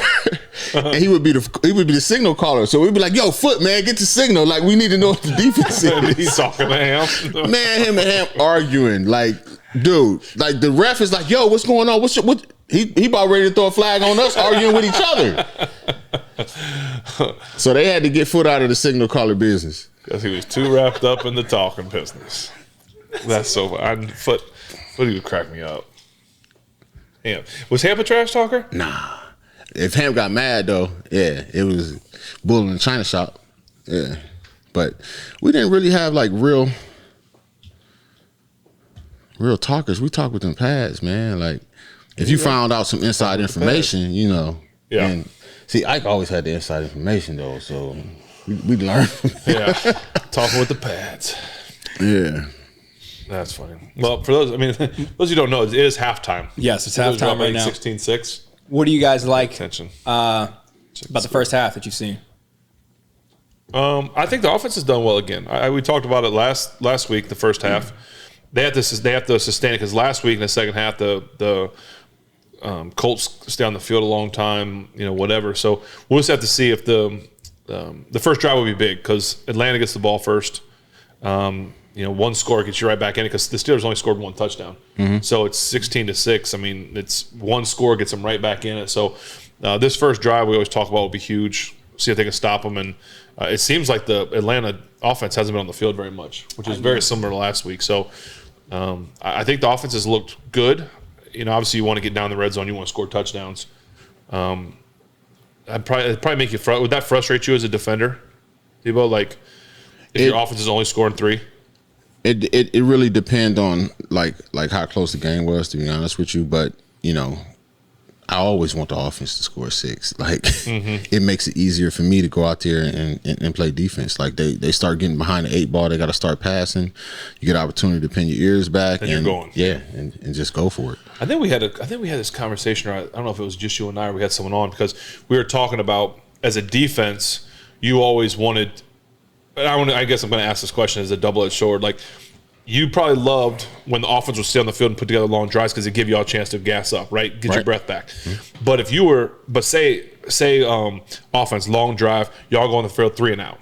Offense, long drive, 3 and out. Offense, like long. Wouldn't you want to was that okay with you, or did you want to did you kind of lose that staying loose and wanting to go? You're good with that. I'm good with that. Yeah, okay. I'm good with that. My thing was it don't have to be a long drive. Give me 3 minutes, 3 to 5 minutes. I'm ready. I'm gassed up, purely full, ready. The 3 and out's the worst. I mean, I don't like 3 and out, but that's just miserable. Oh, especially if you're in there, you just they done drove y'all down the field. You done finally stopped the bend. You done bowled your back. They punted. You go out and y'all 3 and out. Oh Lord, like cool. First time is cool. Second time, third time, you're like, God, something got to give. Yeah. Like we got to score or they got to score. You seen that commercial? No, I've not seen it yet. Oh, you've seen that? I remember the original. The substitute teacher? The substitute teacher? So I did that with all the shows on Paramount. Oh, my God. And then he goes, hey, Aaron. And Again? then Aaron Donald pops out. Hey, Aaron. He was on here, coach. Hey, Aaron. Yeah, I ain't seen that one. Yeah. What you think about that dude, coach, yeah. James? Oh, yeah. Dog, absolute beast. Like, some of the things that he's been able to do and has done to offenses is unbelievable. And I think that's another thing. Like, he's a very stout guy. He's not extremely tall, but he's extremely strong and fast. And when you can get up under those guys like that and you can move like he moves, it's very hard for him. You got these big, long, lanky tackles. That was the best though. Get against a tackle that's 6'7", 6'8", 6'9". They can't get down there. Yeah. That was your go-to, right? When you were playing a tall guy, yeah. You're getting underneath him. I mean, you're going under. Yeah. And another thing too, like a big guy too, is then you can even the bull rush. People are like, oh, you get these big 6'7", 6'8" tackles, and they may 6'7", 350, whatever. People think like, oh, that's a big man. Mm-hmm. But the problem is the low man wins, right? Leverage. So they may weigh a lot more than him. Oh yeah, he's gonna 100 get pounds. underneath. Yeah. And it's just like they're up on skates, like oh, and then it's funny because I would always laugh because you'd see a tackle, big man, and he get up underneath them, and they're like, it's like literally you're on skates. There's nothing, like you can see him like trying to like literally you can't stop, and he's just going right through him. Straight through him. No one, I swear, and I don't know if this you may not admit it, but I swear there'd be times, and I know you'll say you were always going for the quarterback, but I felt like there were times watching. Okay, this would be an observer's view, that I felt like he would just run through someone just to embarrass them. Like I'm not gonna get to the quarterback doing this, but I'm gonna lift you up, put you in the quarterback's lap. That's not embarrassment. That's to get him to sit down, so that when next time I come around and I give him that 3-step and it looked like I'm about to bully him, he's like, oh, he's about to bully me, and slap the arm and come around. See? This man's playing chess out here. No, you're not playing chess, man. You're playing checkers, man. It's checkers. That's it. Chess is way more difficult. I feel like you're setting them up. Like that's what I'm saying. It's not rocket science. You just have to have the power. The biggest thing is if you don't have the power to be able to get up under him and push him through, it's an issue. That's like when I think it was we played against Dallas. What was the tackle they had at that time? Supposed to be real good. 77. What was it? I can't remember his name, but like he was a power. He was like a Mathis. What was his last name? Mathis, maybe, I don't know. On all the line like that. But yeah, we played against him, and it was like, dude, he was like built for me. He was a guy that wanted to play the power game, but he didn't have as much power as me, so it was great. Just worked him. Oh yeah. Oh, man, jeez. Is there anything you've seen in this current Steelers defense that reminds you of the defenses you were part of when you played? I would say I'm not like knocking it, but they don't play the defense that we played. How so? Your linebackers actually rush. We dropped 50% of the time. You had to cover receivers. I haven't seen anybody cover receiver. Like that Dick LeBeau defense, you could go from rushing to being man on man on a number 2. That complexity of that defense is what made it so hard for quarterbacks to read, figure it out, and be able to, get things done against it. Because if you played it exactly how it was supposed to be played, every defense has one weakness, but you got to exactly know what that is when you break that open. Sure. And if you don't, you're guessing. You don't know at all. But if one person doesn't execute that defense, you can strike the band upon us. Yeah. So that's why you didn't have a lot of guys that were starting as rookies. It took you at least 2 years to learn that defense. Because the complexity of it. But when you start starting guys as rookies that don't know the defense, you start breaking down the defense. When you break down the defense, it lowers what you have there. Yeah. Well, now you're saying the defense is not working. No, it's not. You're not allowing the process to go like it should have. That's what I'm talking about, man. You playing chess out here, bro. I know it's easy for you. Dick LeBeau was playing chess, man. It was only one person, dude, that started as a rookie, and that was Kendrell Bell. And the reason he started is we started playing MAC defenses, where it was gap, MAC, knife, sword, gun, switch, da-da-da-da-da. You know what I'm doing? I'm taking my MAC out of having to think on what he has to do, because it's hard enough to realize that you got to do this or that, because one motion can change you. I'm telling my MAC, gap, knife, sword, I'm telling him where to blitz.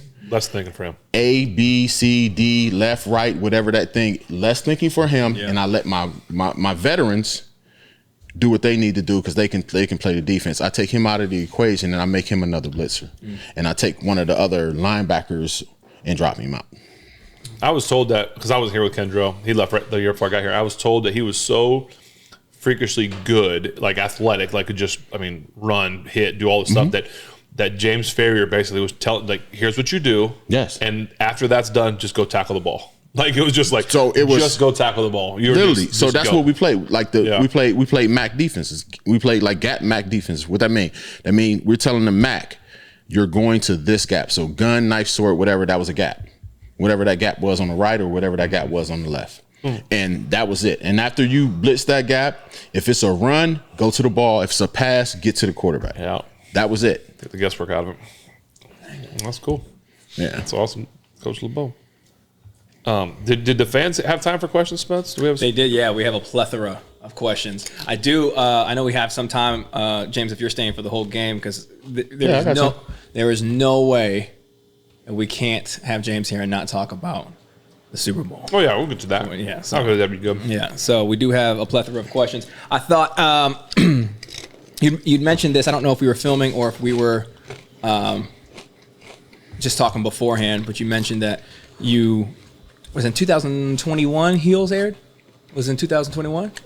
Heels, yeah. Yeah. So doing Heels, and you had a question by Pittsburgh's favorite professional wrestler / dentist, Britt Baker. Brittany, yeah. Yes. She wants to know, when are you going to get into an actual wrestling ring? Ooh. It's actually something in the works. We're going to see if we're going to see if things actually work out, and it's something that's doable. Hopefully here in the near future, but it's a possibility. Dude, that would be amazing. That's the first ever football exclusive. We don't care what else it is, but do you get it? Like, are you gonna do you have like a name and the whole thing? Because Apocalypse on the show, right? Apocalypse, yeah.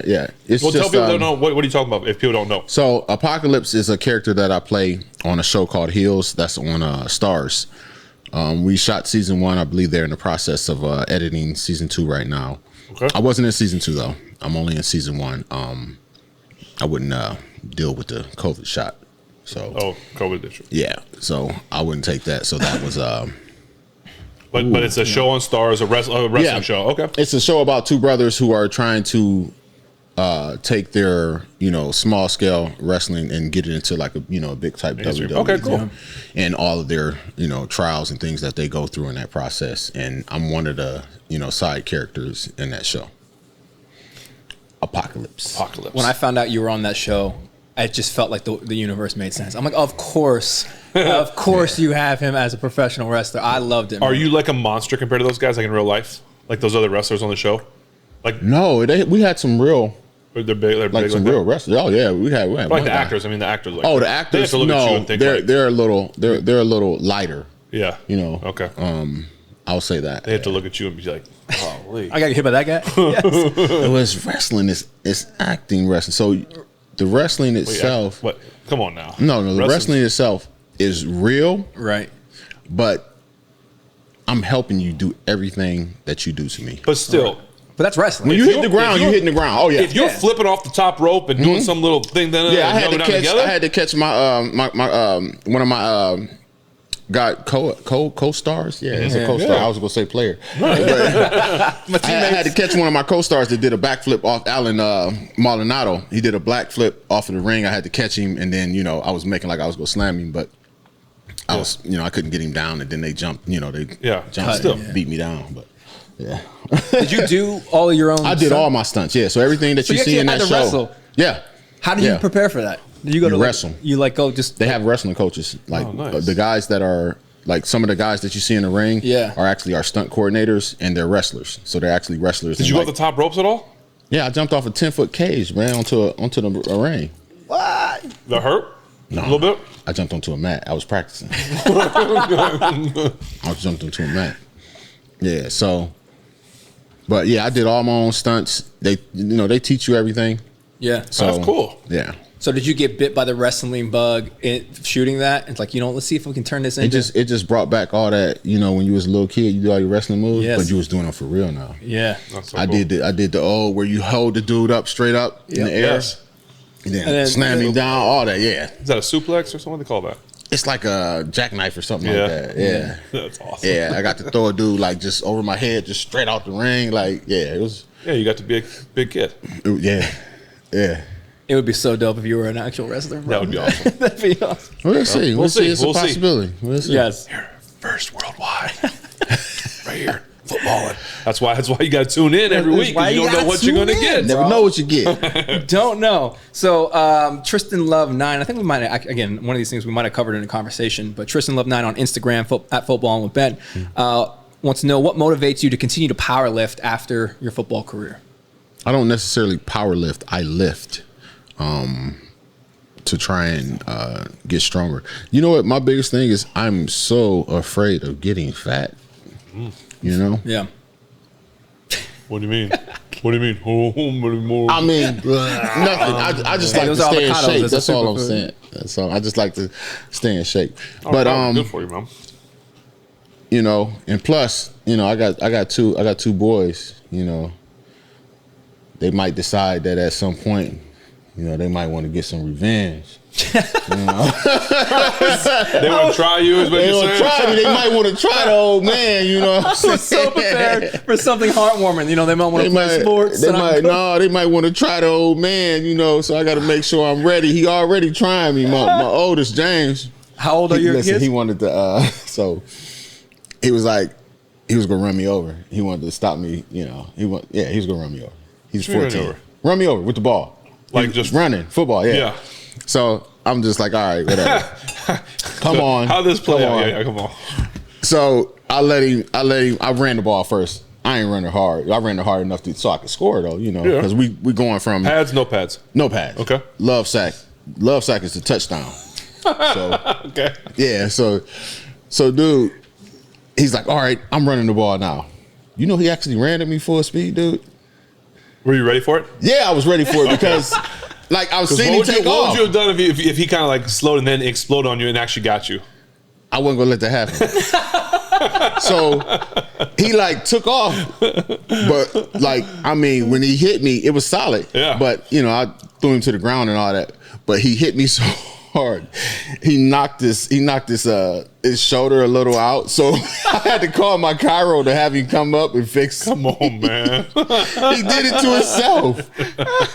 So he goes to practice and he's trying to play it tough. So I didn't find out till the next day, and the coach is like, "Yo, what's wrong?" He's like, "I can't really breathe too well. My shoulder hurts a little bit, this and that." So the coach just ended up telling me, and he's like, "Well, what did you do?" He said, "I tried to run my dad over." It was like, "What you do that for?" Oh my goodness! See, what's wrong with you, man? Yeah. So Jerome Brown on Instagram wants to know what was it like playing against the Steelers in Cincinnati or New England. Well, I didn't get to play the first time. They kept me off the field pretty good the first time. And the second time, I concussed myself. How'd you do that? I hit the receiver. What was it? I can't think of his name right now. And then I didn't go out, but I was on the sideline. And then all of a sudden, it was like, I think y'all scored on a punt. And it was like, Schwa. And I'm like, what just happened? They're like, they just scored on the punt. And I played like 3-4 snaps after that too. Oh. And I'm sitting on the sideline and I'm like, yo, I think I had a concussion.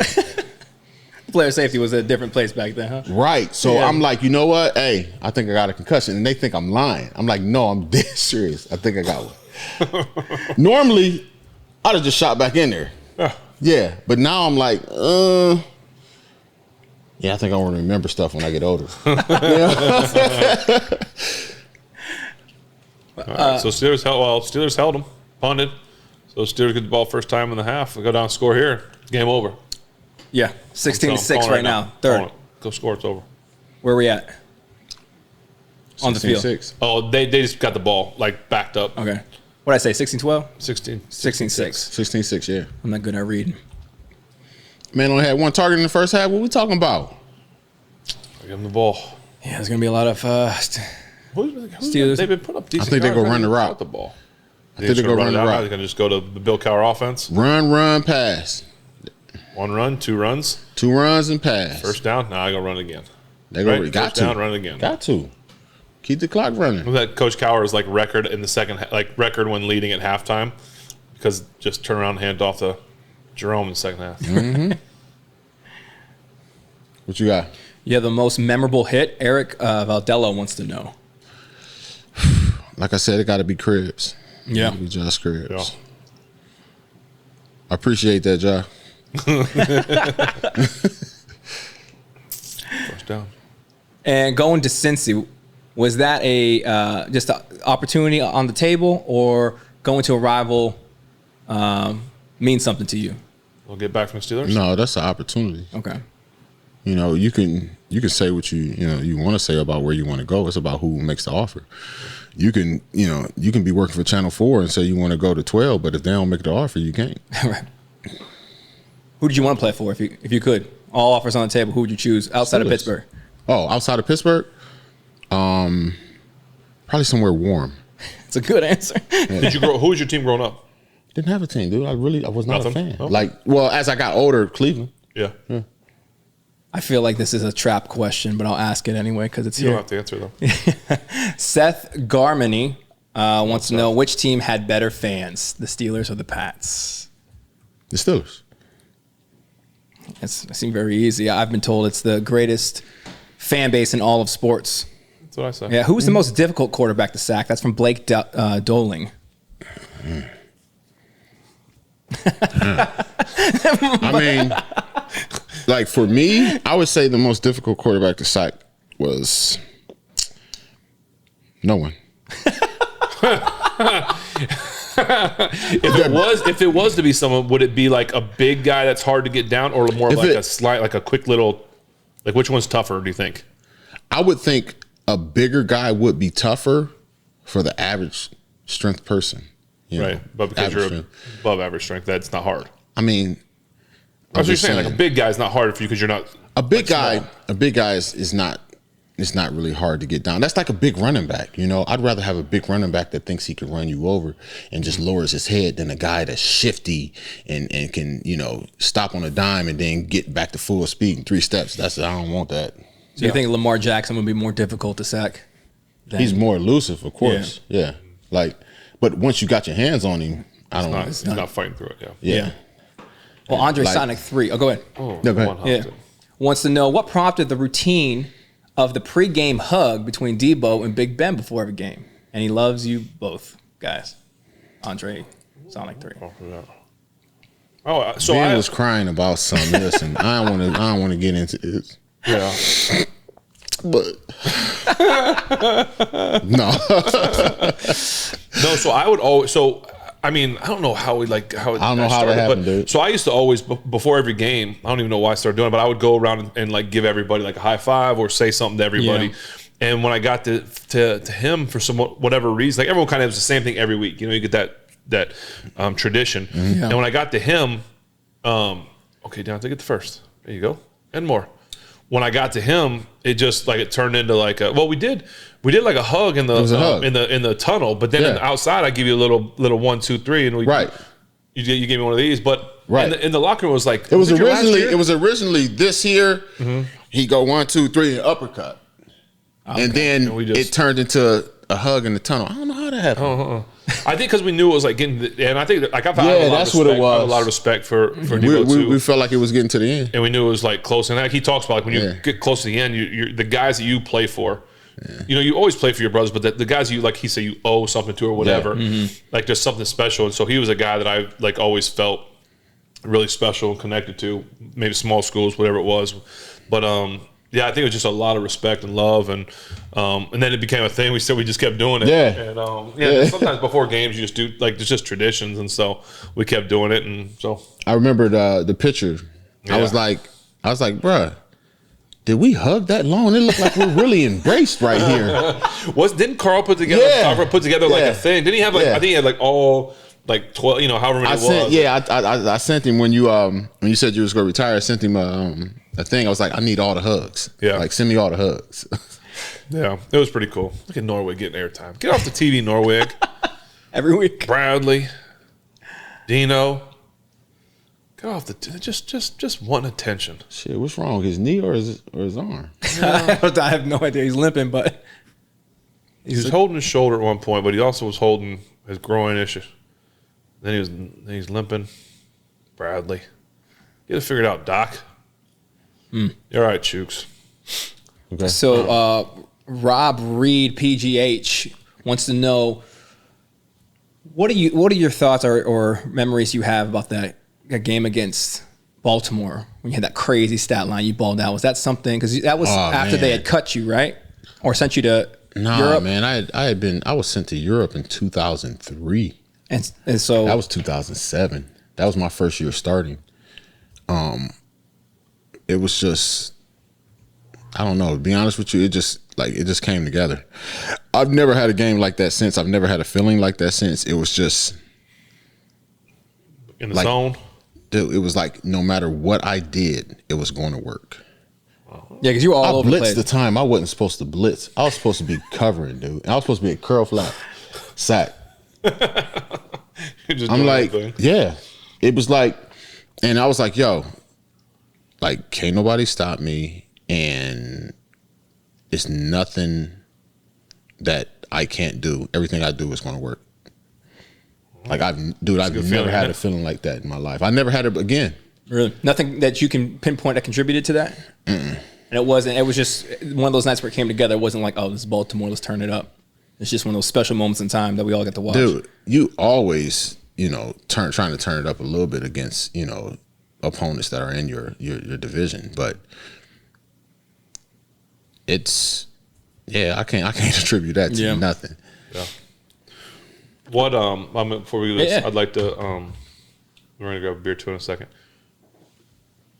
Let's talk and walk through the Super Bowl play.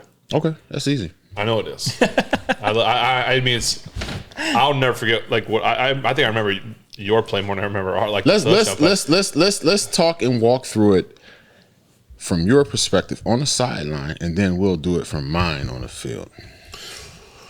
So, I remember they're driving down the field, end of the first half, and it's like, okay, they score here, and I forget if they were getting the ball at the beginning of the half, like, or the beginning of the second half. I don't remember, but I remember them going down the field and being like, gosh, they're going to score with like no time. Like, I loved answering touchdowns with touchdowns. But if they scored down the half, then there's no time to really do that. Right. And I remember them going down the field, and I always, whether you know it or not, but like I prided myself, like I rarely ever sat on the bench.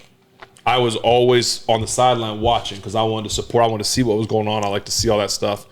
And so I remember standing there, and I was back a little bit watching, and like, so my view would have been like this direction. And so I remember Kurt dropping back the pass, and it was like a little inside slant type thing, and so then where my view was behind all the line, like all the bodies was in between, so I couldn't see what happened.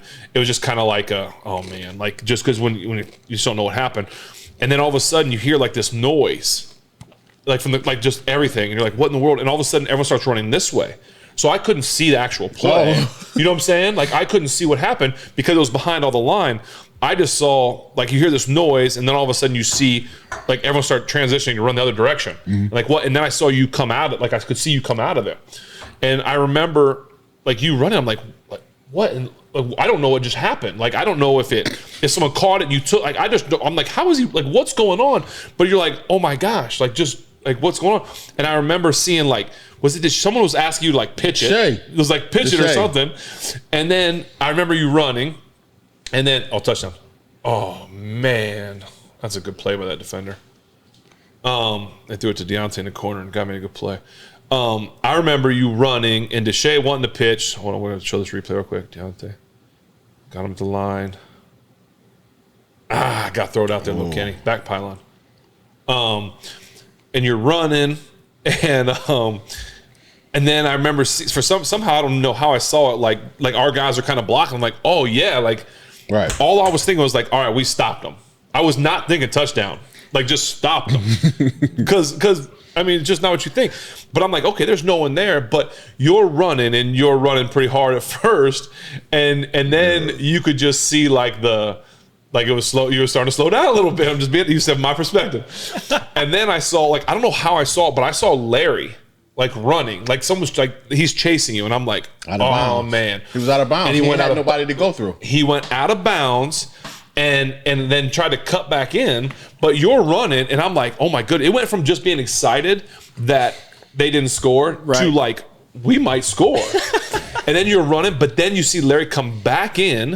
I think he ran into something happened. He comes back ran into one of his players that was on the sideline in the yes. Yeah. And I'm like, oh my goodness, we might score. Oh my goodness, we might score. And then you see him like, it felt slow motion to me. Like he like jumps on you. I think your like back, your legs, and you go down, but like just like right the line. So then it turned into like, did he get in? Did he get in or not? Like, oh my, like what in the world just happened? Like we went from like we stopped them to we might have just scored, and they signaled touchdown, and it was like no. Like, are you kidding me? Like, to me, it was one of the greatest plays in NFL that I've ever seen in my life. Like, because it's not supposed to happen. Like, an interception and you get tackled at the 50, that's still a great football play. I don't care if you catch and got tackled at the 1. Right. To go score, man. So that's what, like I said, I wish I could have seen the whole thing transpire from where I was. But I remember going like looking up, looking down, looking like it was the craziest thing ever. Yeah. So my perspective. Yeah. So So it was like all night, like we were just getting there like a step too late. We'd get a hit on him, or we'd be there just, a step right after he threw the ball, and coach called a max out blitz. And I know that one of us going to be free, and it's usually Timmons who's on the inside of me. He's going to be free. So I'm like, you know what? I see dudes standing next to me. It's 17 seconds left. They ain't got no timeouts. They got to score. They can't run the ball. I'm like, and I'm not going to make it there. It's going to be a step too late. Kurt's getting the ball out. He's reading the defense. He's seeing it, We're making the tackles. They're not, big playing it. But so I'm like, I'm just going to play for the quick slant out. The quick slant in. I think it was Bowden. He was right there. And Deshae was on Bowden. And I'm like, I'm a step because I got to get this tackle to step to me so Timmons can get through free. That way he's not able to hold on to the ball and pump fake me. So I'm like, all right. I go, I do the step, I step back out, I scoot out a little.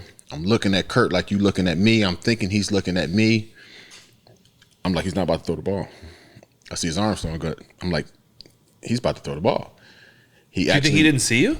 He did not see me. I talked to him. That was when the Pro Bowl was after the Super Bowl. Mm-hmm. So I talked to him, and he was like, I didn't see you. You were supposed to be blitzing. Because he knew, like, what he was looking at. He knew he was reading. Mm. And I said, I was looking at you like you were looking at me right now. I thought you saw me. I didn't think he was going to throw the ball. So when his arm went up, I'm like, yo, he's about to throw the ball. So when he actually threw it, that's why I catch it like this. I'm like, I can't believe he actually threw it. Like, so I literally catch it like that. And as soon as I look up. What was your thought when you caught it? I'm gone. You were like, I'm scoring? No, I'm like, I'm gone. I see nothing. So in between that, I'm hand fighting with Shay like, no, you're not getting the ball, dude. Get the hell away from me. Go block somebody, right? When I look up, dude, it's like a sea of red jerseys. I'm like, ain't no way I'm making it. It's not happening. So we start running. Shay blocks Kurt. and somehow we make it through that little cluster, and I fall through there. I'm like, oh, I'm gonna make it. At what yard line though did you feel the wagon? Dude, the wagon hit after I had to jump over Woodley. Okay. So I make it through that, and then it's like a dude that's coming in on the side of another lineman. I'm like, oh man. So I get past him, the running back comes, and that's when Woodley blocks him. So I got to cut out, and I jump over Woodley's legs, and then as I cut out, I see another lineman coming, so I'm like trying to run back towards the sideline so he can't catch me, and then he dives. When he dives, I'm like, I got to keep my legs high. So I literally just start kicking my legs as high as I can in the air while I'm running. And as soon as he missed, I'm like, oh, I'm in there, I'm good. And that's when I felt Fitzgerald's hand. He went to hit the ball. He missed. If you go and look at it, he hit my chest here, which gave me time to cover the ball. All he had to do was swipe down and actually hit the ball. It was going. I was carrying it like this by then. I was so tired. He would have had it. Oh, he'd have had it. He'd have been a hero. He'd have been a hero. Wow. But instead. So he hit my chest. When he hit my chest, it gave me time to cover the ball. So when he did that, he then tried to dig his feet into the ground and skid back to try and stop me. But as I'm falling forward, Breaston comes and hits me in the back. When he hit me in the back, I land on Fitz's legs and roll into the end zone. And you knew you scored? Like, did you know? I knew I scored because I was on top of his legs. Like, when I hit, my neck cracked, dude. Like, it took my chiropractor almost 3 years to get it to pop back out, bro. Really? Oh, yeah, it was bad. Yeah. Like, it took him 3 years, dude, to get it to, like, adjust back. Like, so when I was there, I was dead dog tired. Neck was hurting, and I just couldn't fucking breathe. Like, it was bad. I could not breathe, bro. So when Ryan came and he was like, yo, da-da-da, I'm like, my neck.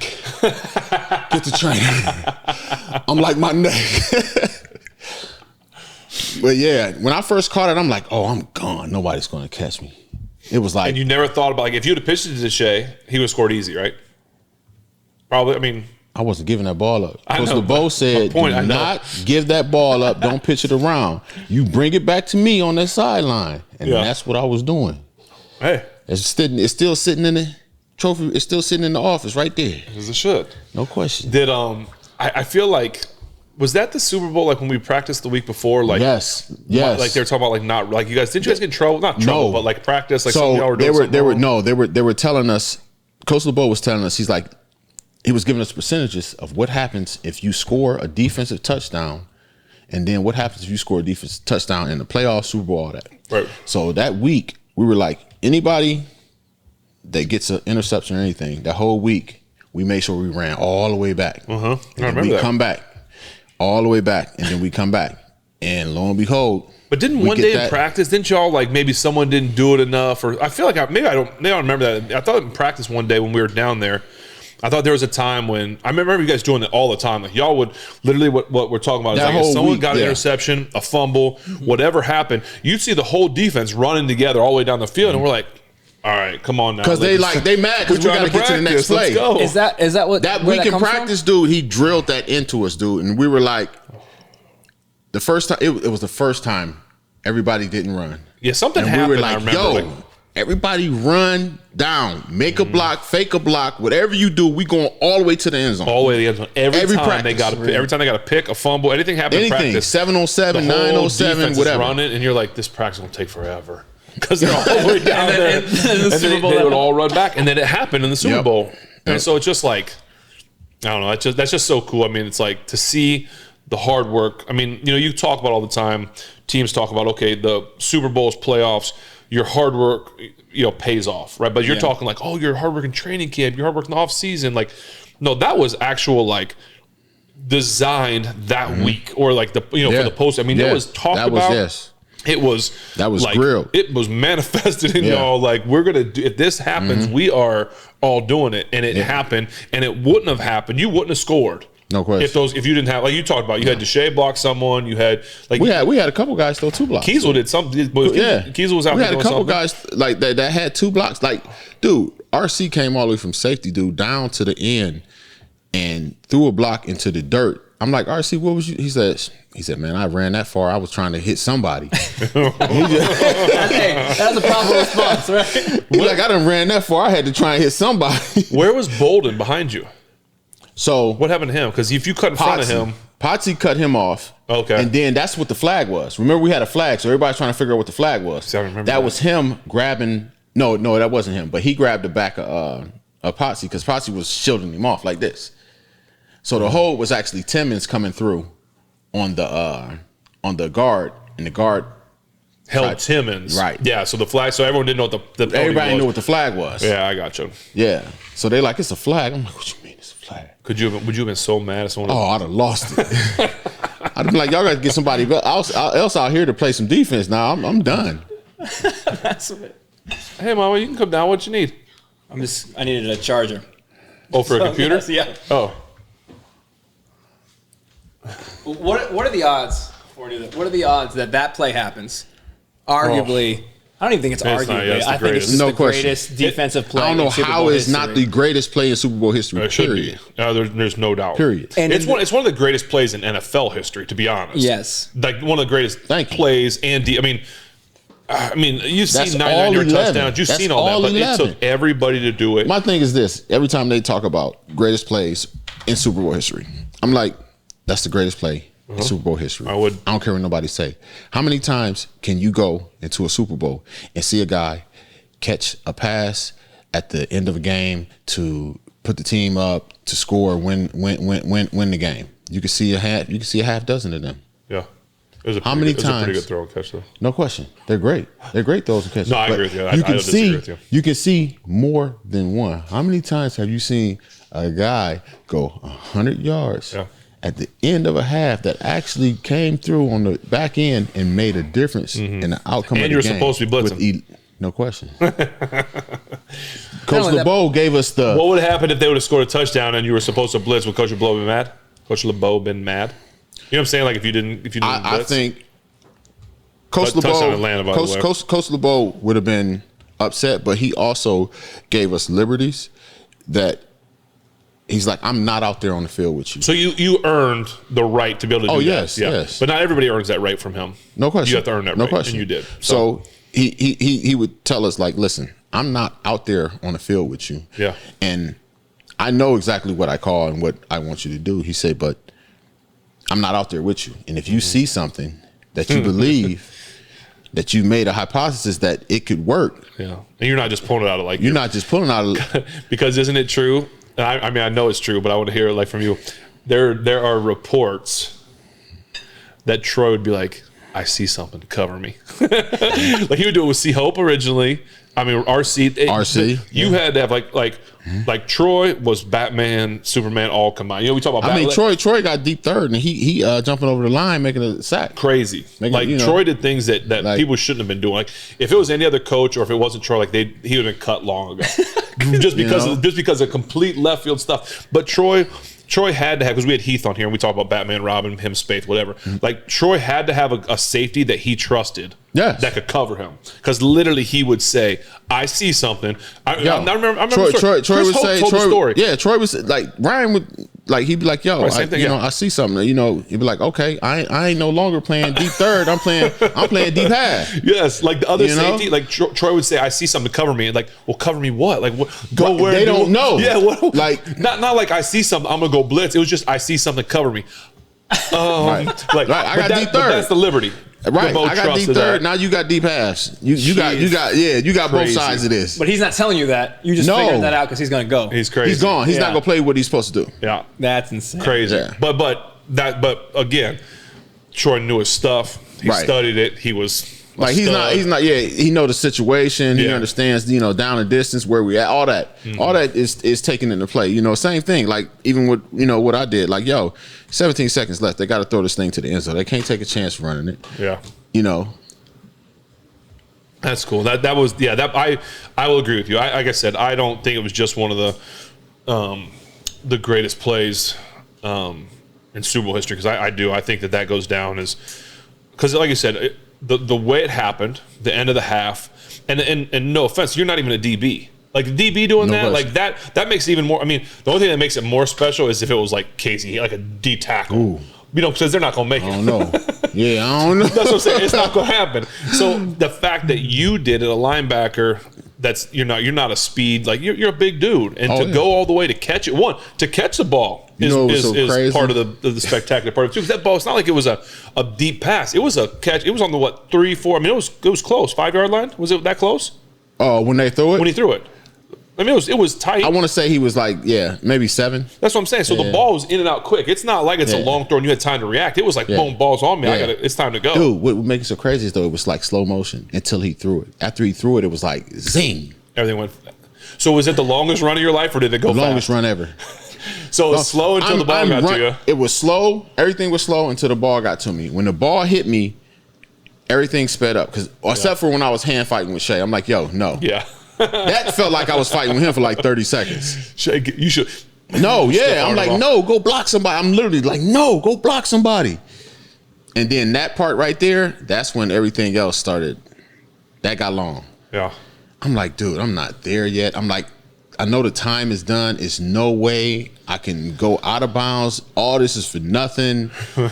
Oh, yeah. Hey, I'm going to tell a quick story. Not story, but I'm going to tell you what just happened in this game. So the Steelers have the ball. It was 1st and 10, late third quarter. They threw a pass to George Pickens. And I'm going to tell you, this probably never happens on defense. But here's what just happened, okay? I'm telling you because there's no sound, because we don't listen to sound. But I've been watching, like, his body language. We talked about. You said he had one attempt or one catch in the first half. One target. So they've been kind of talking about that, and they just showed him on the sideline on the bench, sitting there like, pouting. Right. And they showed the coach come up, sit next to him, and they showed Cam come up and like get down in front of him and talk to him. And so I don't know what was said. I can't hear anything, but you can tell he's mad because he's not getting the ball, right? So as soon as the Steelers get the ball back, it's 1st and 10. They throw a little 3-yard like completion to him, and that is prototypical offensive coordinator trying to keep a guy happy. They threw him a 3-yard pass to try and keep him. We would do that to guys. We got so-and-so's mad. Like, they're not happy right now. They're fighting with everybody. We got to throw a screen. You throw a screen. You would do anything to get him the ball. And that's what just happened. They threw him that ball to try and like make him feel better. Yeah. And I don't know that some guys like that would be good, like one, but we'll see what happens. But I promise you that just happened. And I don't think you can do that on defense, right? Like, if a guy's mad, you can't be like, okay, I want to send you on a blitz. Like, there's nothing to do. This is the thing. Like, you can't. Because that happens all the time on offense. With us, it would be sometimes where he's like, yo, it's not going to be a sack game for y'all. Yeah, he would just let you know right there. Yeah, it's not. Like, I respect that approach, though. Like, we need to do this or do that. And if it is, it's going to be because it's going to be a coverage sack. Like, he's not going to have anywhere to go with the ball. I would like to comment on that because there be games we go into it knowing that like maybe they're an awful run defense or bad weather. I'd go to my receivers. I'd be, hey, listen, I'll be honest with y'all. This ain't gonna be one of them games. Like, we're gonna run the ball a lot, and we just got to go out. And this is like on a Wednesday, Thursday, right? Friday. Hey, I'm letting y'all know before we even start this practice. Before we start, like, this is what's gonna happen. It's gonna be one of those games. And Friday comes, hey, just stay with me. I got you, man. I just want to win. Sunday comes. I already did. Listen. What are we doing? I said, didn't we just have a talk like 2 days ago and you were cool about this? Nah. Man, I'm open though. I'm like, I get it. But it's raining. It's 3 degrees. It's sideways. It's windy. And we're running the ball for 200 yards right now. And we're up. Still, I'm open. So I know what you're talking about. We'd go into games like that too. Well, see, we didn't have a lot of that though. I don't think we had any of it, to be totally honest with you. Yeah. Our biggest thing was, we wanted to smash people and win. Like, we don't care how we had to do it.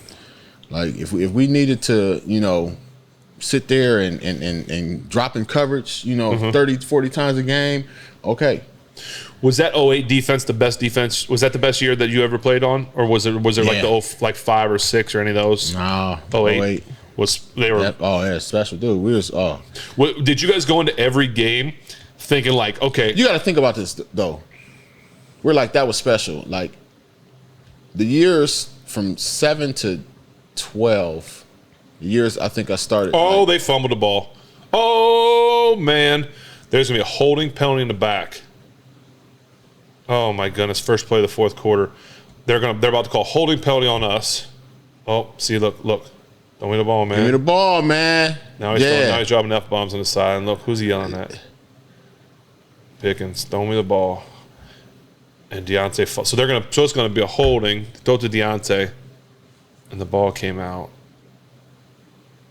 We're reading lips, catch fumble. Sorry, everybody, but you're gonna see it. Hands to the face. Oh, wait a second. Oh, it's on the offense. I was messed up. I was like, wait a second. I thought it was on the Steelers. Or on the Atlanta. Dang, Tay. I love Tay. Yeah, he said offense. I know. I was messed up. You was hoping. Yeah, I was. Sorry. Yeah. Anyway, you guys were trying to go out there to ball out, and because every week were you guys like, okay, this week our goal is to like. Were you setting goals, or was it just like it just was happening? We had goals. We had a goal pattern on our Coach LeBeau had a goal sheet, and it was like 15 things, and if you were successful on it, averaged around like 11, 12 of those goals. It gave you a something goofy like 85% chance of winning the game. Oh, okay. So it was like, okay, no more than 2.8 a rush, no more than whatever a pass. And it was like an analytics type thing before. Yeah, okay. And if you did that, like you were good. So most of the time we got close to those goals, like we knew that, we had a good chance of winning. So our biggest thing was, as long as we got those goals, we very rarely got all of them, like all 15, 16. Mm-hmm. Like even games where we just totally dominated people, like we didn't give scoring position to y'all. We got to give scoring position like there or was score. There was some stuff that was almost like really you got to give scoring position or score at least twice a game. So that means you got to either go in, say it's a turnover, we stop 3 and out, and we make it to where we stop them from scoring, or we actually score a touchdown or get an interception and get y'all the ball. Okay, man. And there, like, so that year was actually one of our better offense. Like, we were pretty good at offense. I mean, you guys were. So that's like. Well, see, that's what I was saying. So 2007 to 2012, the year we thought we were horrible, trash, we were still ranked number 5. Mm-hmm. No, I'm dead serious. Like 2007, I think it was 1-1.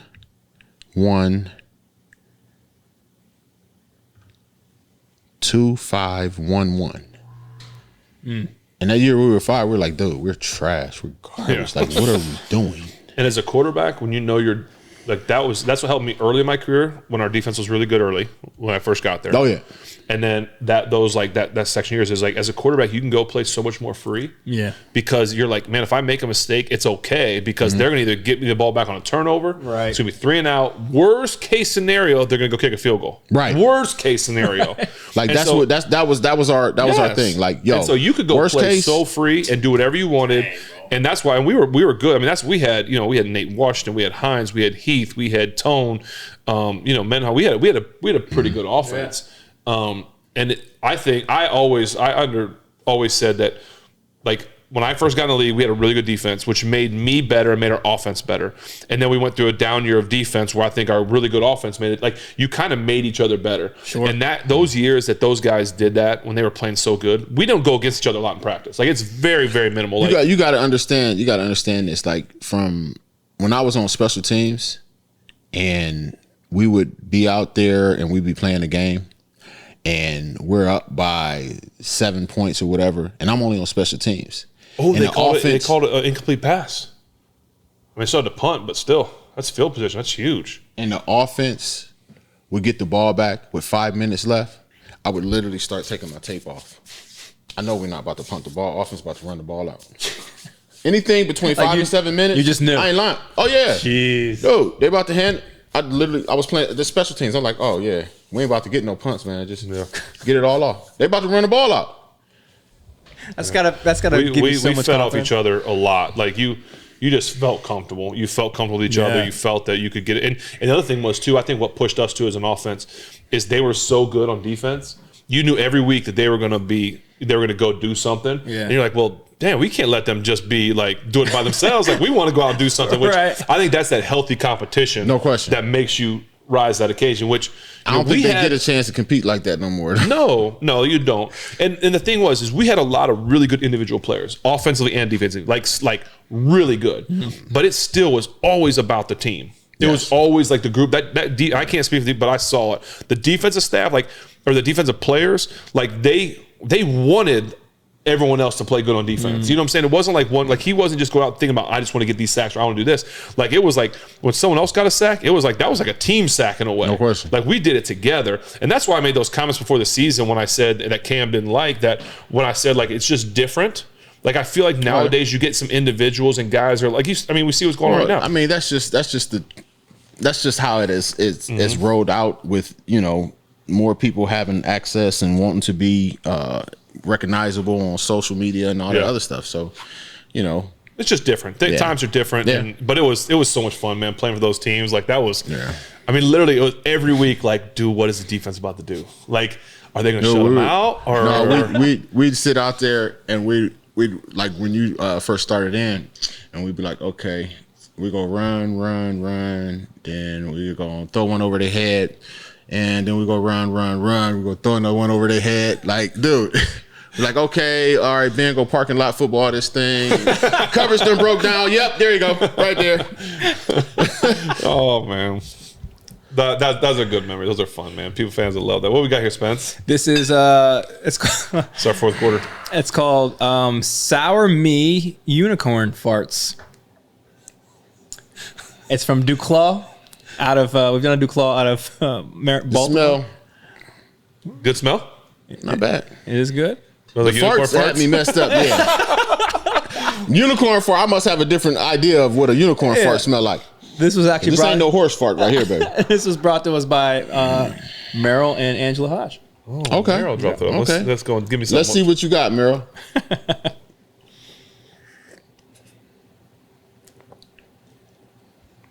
I think sour. What's in it? They get you back? Yeah.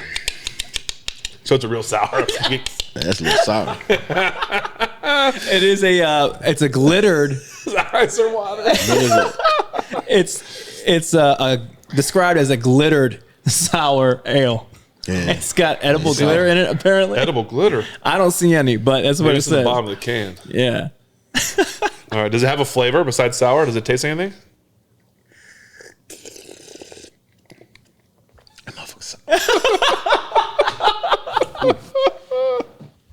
I don't know about this one. All right, here we go. Let's see what this does. What do we got, Ben? What do we have on the nose?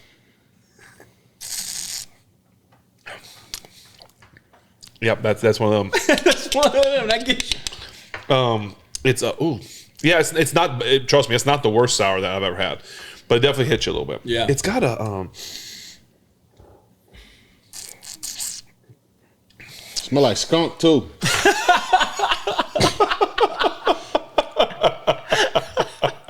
I ain't saying a strong one, but it got a little skunk smell to it. That might be that fart. That's what it is. Might be that fart. That's the unicorn fart. Might be that fart. It's not bad. It kind of smells like a champagne. You want to smell that? Yeah. Let me try again. Let me get a little. Yeah. Oh yeah, that's that get you. Yeah. By the way, the Falcons are driving a little bit here. Sour meat. Duclaw Brewing. Where's Duclaw Brewing? Do we know? I think it's like outside of Baltimore. Oh. Yep, Maryland. Yeah, that's not bad. There's no way I'm drinking a whole one of those. How would you rate that, James, out of 10? Hold on. It's got there's got some sort of a. I don't hate it though. No, it's not over. The more you drink, it's not. The less sour it's supposed to get, but I think what? Boy. 3rd and 4. Oh, what a good. They ran the ball like that on 3rd and 4. Good? You like it now? I don't even know what I'm watching no more. It's taking my life away. I think it's kind of watching James drink a sour ale out of a tiny cup is the greatest thing that's happened today. It's a great. Good job. Not bad. It got better? Got a little better, I guess. 4th and 1, James. 4th and 1. We going for it? No, they are. 4th and 1. Oh, yeah. Outside toss sweep. Oh, man. Get there, TJ. Oh, he almost got there. That's great pursuit on the backside. Damn it. Right? Yeah. Great pursuit. I'd love to see the end on that side. I want to get your comment. He got him. Go who? What? He coming out. TJ's gassed. Okay. No, he coming out. Oh, like he got – watch the end. Where's the end on your side? He got pinned down? He tapped that foot. Oh, yeah. He hit his own foot. Yeah. Oh, yeah. That's a good play. He might have just messed Is that the move when you can't get him, try and clip his foot into his other foot like that? Do you time? Did he time that where he tried to hit his back foot to trip his off? Well, when I'm doing that, I'm trying to hit that foot to do the same thing, so it kicks into the back of the other one. Because if you hit the wrong way, then it's not.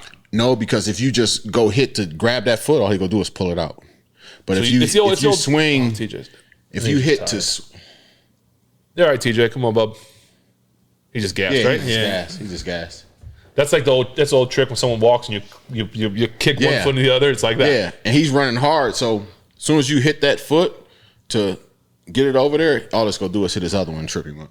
But here's my question: when TJ's running behind him full speed, are you like thinking, okay, wait, you're like trying to time it, or are you just diving and like he looked like he did it perfect? You just dive and swing and you happen to catch it. Okay, I'll say if you try to time that up, it has been times where you're actually like behind a dude and like you're trying to just like catch it just right to where you could just stub his foot into the ground, hope you give him a little turf toe.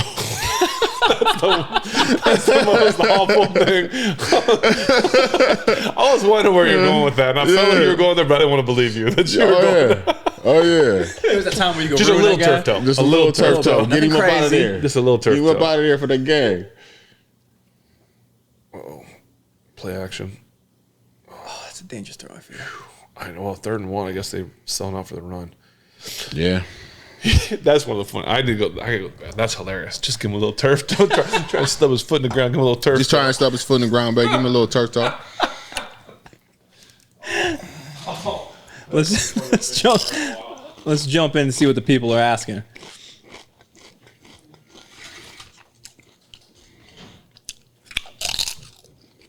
How those chips over there, James? They doing you right? Is it helping with the taste of the unicorn farts? They salty. The chips are. Well, I never tasted them being this salty. Really? Chipotle? Maybe it's just wine. That might be it. Ain't it. Mixing right. I feel like Chipotle always gives you stale chips, man. I feel like anytime I order chips at Chipotle, they're stale. So Jess Arnelli, 36, wants to know, what are some of your memories from your first NFL game? First NFL game. Yeah. What do you remember from that? I couldn't tell you about my first NFL game because I don't really remember it. I can tell you the first time I played a significant amount of snaps in a preseason game. Yeah. Which was my rookie year. I think Clark Higgins that got hurt. And he was the backup. So that meant I was third, and I had to play all the second and third string snaps. And I remember calling my dad after I was done. Man, I could not move the next day. My body was hurting so bad. And I was like, Dad, yeah. He's like, yeah, what's up? I'm like, I don't know what this for me. Like, my body hurting so bad right now. I felt like Bussy when he was rolling out of bed. But, eventually my body hardened up to it, so. But, yeah, that I do remember that. Don't let them score. We had a holding penalty. Oh, I didn't see the flag. I thought he was going to kill him.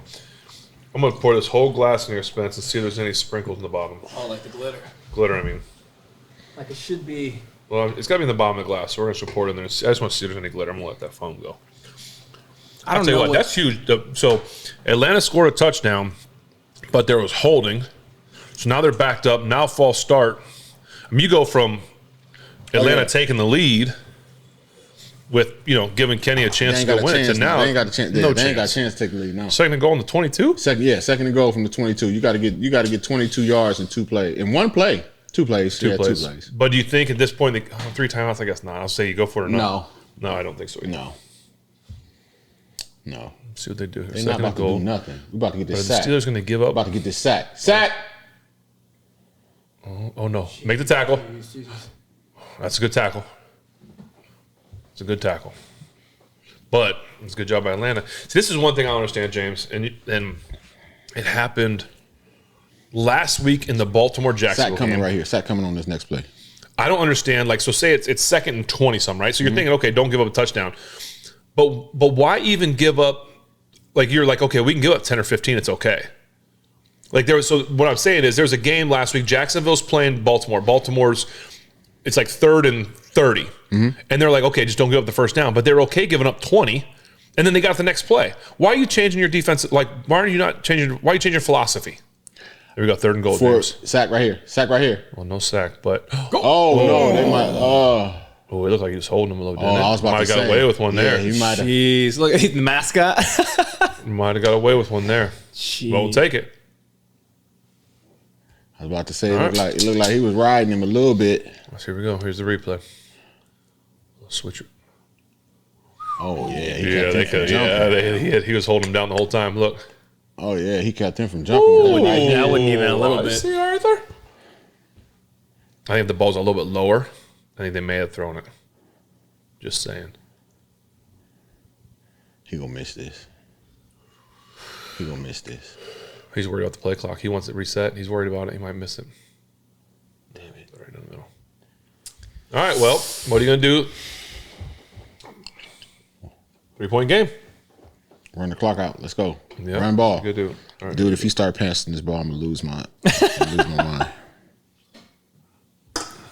Nothing. Ain't no glitter in there. I don't see any glitter. Come on, Those are called bubbles. Those aren't glitters. False advertisement. I know. Here, you got to finish this. No. No chance? No. Not a chance. Not a chance. Got a snowball's chance in hell to make that. What's that wine taste like after drinking that? It brings my taste buds back how they were supposed to be. You need to get you one of these, baby. Ain't nothing like this. You got some steak or something? Yeah, I've come. Ashley's up cooking it for you. Okay. I like it medium well. Medium well. Do you want beef jerky? Medium well. Oh, I'm sorry. Medium. You're right. I'm tripping. Medium. I'm tripping. I went back to this one. It's pretty good now. Yeah. Let it breathe. It's like a fine wine. The ice cream. The hell it is. Try it again. Yeah, no. I got good taste. I got good taste on my buds right now. We appreciate you coming on here and doing this with us, man. Yeah, man, this has been amazing. It's been a good show. We gotta surpass Pouncey's. What are the questions you got? Oh, that's gonna surpass in the first hour. Ooh, challenge accepted, bounce. We have any other good questions over there? Got plenty of them, man. I got a lot of them we covered through just conversation because a lot of them are about obviously the Super Bowl. I do think it's crazy. In that Super Bowl, you have the greatest defensive play and a phenomenal offensive play in the same game. Oh yeah, James, what were you thinking about watching Ben make that pass? I wasn't thinking anything watching Ben make that pass. I had my eyes closed. Listen, I'm sitting there after I'm chasing Fitzgerald down the field. I'm like, dude, we just lost the game. I'm like, we just lost this game, dude. I'm like, I cannot believe because he went down the middle of the field right before that. Mm-hmm. Yeah. I can't believe we just lost this game. I get on the sideline. I'm sitting there distraught. I'm like, I can't even get it out of my head. Like, I'm like, we lost this game. You're convinced at this moment. Oh, we haven't even hit the field yet. Like, I can't. I'm like, yo, we did all this. We were supposed to be this great defense, and we couldn't even stop them. Like, we just lost everybody. Like, half the defense is thinking that. Like, they'll tell you. Like, did you think at that time that our defense was so good this year and we didn't do it? Yep. Yeah, I can see that. Oh yeah. So, at what point in that drive did you kind of start to open your eyes? As y'all, no, literally, as y'all started going down the field, we're like, yo, it's time.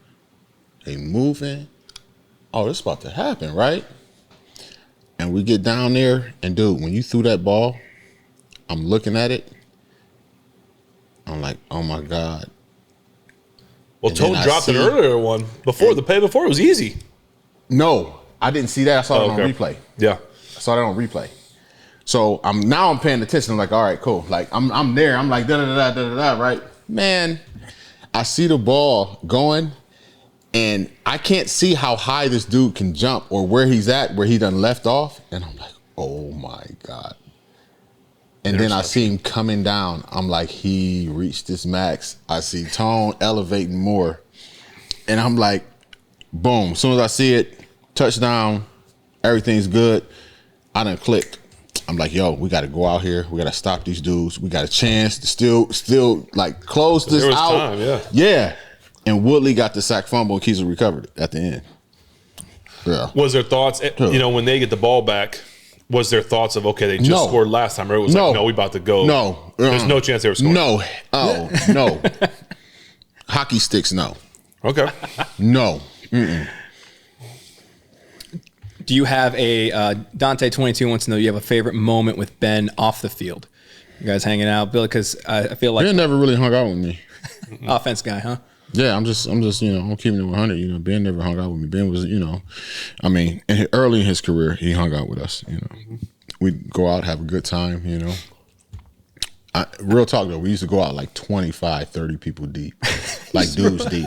Just roll out with the entire. No, for real. Offense, defense, everybody together. Oh, he just turned that from. Sorry, he turned it from a 5-yard loss into a 6-yard gain. Good run by Notch. Here's you running the game over here.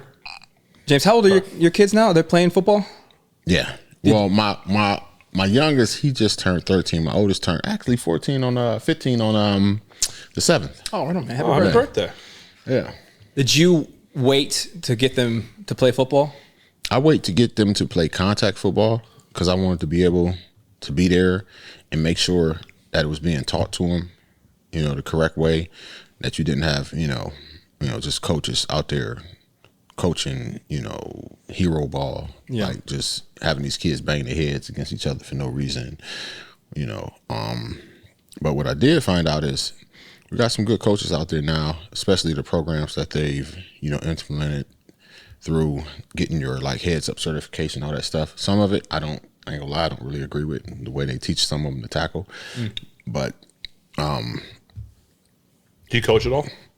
No, I advise my children. Yeah. You coach at home? Yes. Yeah. So, a lot of the things that they do as far as the tackling, like get your head out the way, tackle with your head behind the guy. That's kind of. Oh, they don't put your head in front anymore. They don't teach them to, which means you get that's arm tackling. Yeah, you get ran through. If you're lucky, you just get ran through. If you don't get a separated shoulder, but see, get the ball. What happened? He got his head across, got right there. Look, I'm dead serious. He got his head. Oh, they ain't showing. Got his head across and got his head. I was so in, like what you're saying, I was like in there, and you scared me. They made my heart jump a little bit because I'm like, yeah. So I forgot we had another game over here. I thought you were talking about my that. kids. I know. I was like, what's he talking about? I teach my kids to tackle the proper way. Yeah. Did they get in trouble for doing it? Like, does the coach go on them? No. Because, like, my personal belief is that the coaches don't want them tackling that way, but they have to do it to get certain certifications and all that. Because when you, if you tackle somebody, you don't put your head behind them. Yeah, that blew my mind. Oh, yeah, they teach them to tackle head behind. Or get your head out the way. You know what I mean? Mm-hmm. I get it, but it doesn't. No, like if I'm going to tackle you straight up, that's a face tackle, right? You put your face on me, you're right. Mm-hmm. See what you hit. Your head out the way. Well, you want me to open this up so he can put me to sleep? No. Is that just player safety? Like, what's the logic behind that? That's a player safety initiative, That's something to keep the train rolling. I want to. I know we're wrapping up as the game's getting close to end. It's a 2-minute warning, but since we're talking about that, I would like to just get your thoughts. And I don't want to bring it down because it's a negative, but I'd like to talk about it also in the positive light. It was 5 years ago today that Ryan Shazier got hurt. Mm-hmm. you were a part of that team. Mm-hmm. And obviously, it was a very scary, and the reason I say obviously I don't want to bring it down because it's sad, but it happened. Right. And Ryan's obviously doing great. He's I'd actually talked to him today, and he's doing some really good things. And definitely. So I just don't know what was going through your mind when that happened. Do you have any recollections or thoughts? I mean, I remember being on the sideline just being thinking he would just, it'll be fine. And you kind of just saw everybody's. To be honest with you, I knew it was bad because I knew of Ryan's condition with his, his back. Mm-hmm. And when he couldn't move nothing else and he was reaching for that spot, I'm like, I was thinking what had happened. Mm-hmm. Mm. So that was where I was at, with it. And then it was just praying from there and hoping that, everything worked itself out through the course of, him just being able to get back to walking. Right. Yeah. That's a miracle in itself. Right. For sure. Yeah. Yeah. Well, we're happy, Ryan, that you're doing some great things. And like I said, I texted him today, just tell him I was thinking about it, praying for him, and tell him to keep using what happened. Because obviously there's paths in life, and his path went a different direction, but doesn't mean that he can't still influence and affect a lot of people. Right. And I think he's doing a good job of that, but it's I couldn't believe that's been 5 years to the day. Yeah. Crazy that happened. But anyway, enough of that. We don't need to Debbie Downer. We'll give Ryan props for that. But Steelers have the ball, 2nd and 8, coming out of a 2-minute break. Good blitz pickup. First down. Game over. Only got 3 timeouts, I guess. But how do you play off so far as a DB? Oh, it's over with for them boys. I'll tell you what, though. It's since they called that fumble that Deontay had, an incomplete pass, the field flipped, time went off. Big play. Look at him. Oh, he's expect number 9 to go out and. Number 9 wasn't even. See that, Trey? Yeah, number 9 wasn't getting to that curl flat. That should have been his. He got to that curl flat. It's bad when your boy pushes you down. Yeah, get out the way. Well, so it's could be back-to-back wins. Back-to-back wins. Look, Tomlin's got his headset off. It's over, he says. I don't want to take credit, but I will. I feel like we're 3 for 3. We land this plane, and we're 3 for 3 on watch-alongs. 3 for 3 watch-alongs. Yeah. Stop going. Where they at next week? Right. They here. 1 o'clock. Are they? Who they play? Oh man. Carolina Panthers? Is it the Panthers? No, I don't know. I have no idea. I just made that up. Oh. Come on, Nash. Wow. What a run. Took it for another. Probably going to lose 2 yards. Congratulations, Pittsburgh. Do you feel like 5-7. You've seen enough from the offense that they can make a late season run here? 19 points is not going to be enough against a good team. Yeah. Because I'm excited for what's happening, but I also don't want to be the guys they beat some bad teams. So. Well, that's the last 2. I mean, yeah, I totally agree with you. You listen, you take wins. Yeah. You'll take a win. You're supposed to beat teams. You got the win you're supposed to. Well, I don't know if they're supposed to, but, I don't know who they have next week. But you won these games. But still, they dominate the first half. I mean, I say dominate. They looked good the first half. And I think they did enough the second half, but it seems like that's 2 weeks in a row that, you'd kind of, if I had my choice, I'm going to have a good half. I'd rather have a good second half than a good first half. Yeah. But they've done it. They did enough in the first half. Would they kick a field goal in the second half? Yeah, I mean, but they're unless they score on this drive, they're a holding penalty away from losing a game. Potentially. Well, yeah, it is. It's a holding penalty, and they're down, so they got to go down the field and score now. Right. We'll see how they do it, but it's the fact of the matter, they're going to get down here and they're going to kick a field goal, but they're playing well. I like what I'm seeing. Yeah, it's nice because they're not quitting. They're down. Yeah. I mean, be honest, James. I mean, the playoff hopes are pretty bleak, I would think. Yeah, but they're still playing like they. Yeah. I mean, they can still get, obviously. Baltimore looks like they're going to they're getting down. They might. What are the? Oh, Baltimore about to lose to Denver. That'll help. Well, it's 3rd down, but they're inside the zone, so touchdown. How was that game 9-3? Lamar left the game. Oh, he didn't make it. Oh, he made it. Oh, he made that. Did he? Oh, he made that. He made that. The quarterback. Oh, he made that. The Jets. I'm going back and forth. All right, 3rd and 5. What do you do? Run it or throw it? I'm running it. What about a little play action, hard play action? To hell with that. All it takes is a first down. It's game over. All it takes is a first down. Is game over. I'd rather go run. If we don't make it, they got to go a play hard. action. I told you. Oh my God. Well, that's a designed. That's run. a hold right there. That ain't it. That's a designed run. Smart slid inbounds. That was actually not a pass. That was a design run. All right, so they're gonna get the ball back with about just under a minute. Should have given Naj. But hole right there. See what happens. Smart play. Assume coach is in his ear. Make sure you get down. Inbounds. What do you do on 4th down? Headset back on. Go for it. Throw it. Right, James? Go for it. Kick that field goal. You're kicking it, Coach James? Kicking with Boz. I'm kicking. I got to kick this. Well, how far are you? 4th and 6. What are you talking about? He's going to take a timeout with 1. Where on the field are you, though? Yeah. 40-yard line. Oh. I mean, it's going to be like a 40-some yarder, right? Is it where are we at? I thought it was. Oh, they're punting. What? No. You'll give this boy a chance to return this? Yeah, but he won't return it because he'll put it super high in the air. So it's going to be a fair catch, which is not bad. Because if you go for the field goal, if you make it, you're only up 6. Oh, they took the penalty and they let him move him back. I wouldn't accept it. Yeah, but a field goal, that's a good move because if you kick the field goal and you miss it, they get the ball at like the 45 and only need 3 points. He done made the last 3. But this one would have been like 50-something. No, wasn't it? They was at the where were they at? Well, the 30. Put 5 yards back on where they are. Ball's on the 35. Yeah. So it's been 54, 53. Yeah. He couldn't kick that. See, he's going to kick this thing high. Super high. He fair catch. He kicked it all the way in. Look at that. Look at that punt. Wow. Dude, don't jump Percy. on it.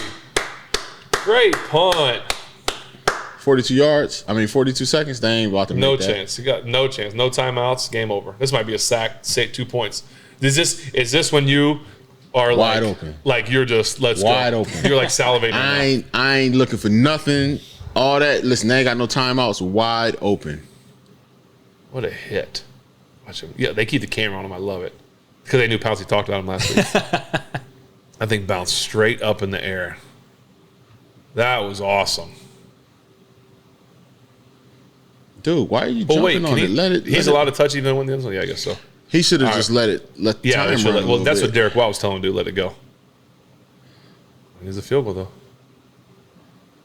Hey. Whoa. Minka. Night. Minka. He ain't even try and score? Jeez. Would you try to score? Damn right. Yes, sir. Minka. That's that dude back there is something else. I would have tried. By the way, Baltimore just scored. They're going to win the game. They ain't scored. Yes, they did. They did. You can't. It's third. It's the third quarter though. It's the third quarter. No, it isn't. Lamar out of the game. We good. It's the fourth quarter. It's the fourth quarter. Yeah. I told you it's over. You can't let Denver go into. Oh, he gonna miss it. Tucker gonna miss it. Hey, he gonna miss it. Hey, Tucker gonna miss this. Oh man, Tucker gonna miss this, baby. Hey, Spence, land this thing, man. It's over. It's over. Congratulations, Steelers. Yes. Good win. Thanks to James Harrison for getting us victory. Yes. Thank you, James, for being here. We appreciate question. it. James, what do you guys got going on that you want to let the people know about? Tell the millions around the world watching live. What do you want to tell us about? Anything? Of course, We've only gone for 3 hours. But. Of course, I got my own supplement company. It's called Optimal Effects. Deserve Optimum EFX, if you want to say it like that. I like to say effects, but EFX works. It is a all natural. It has no artificial flavors, sweeteners, all that stuff. Everything is certified for sport, so you don't have to worry about anything banned or illegal. You will pass all NCAA, NFL water testing protocols. Yeah, great. And it actually works. You should have brought us some. I can. Okay, thanks. If you worked out. I work out more than you. I work out more than once a week.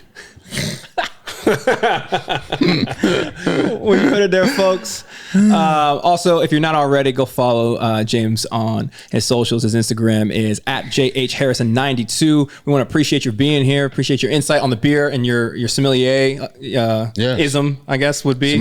Sommelier. Forgive me. I drink beer on the internet. I don't know what I'm talking about. But I also want to plug this beautiful shirt that Ben is wearing right here and those koozies you can get at the Football with Ben merch store. That is going to be linked in the description below, as well as if you guys want to send in a beer like these beautiful ones that we got to try here today, you can do that as well. The address to send that in is going to be in the description as well. So we appreciate you guys' time. We thank the Steelers for bringing home a W. And we will see you next week. Thanks, James. Thank you.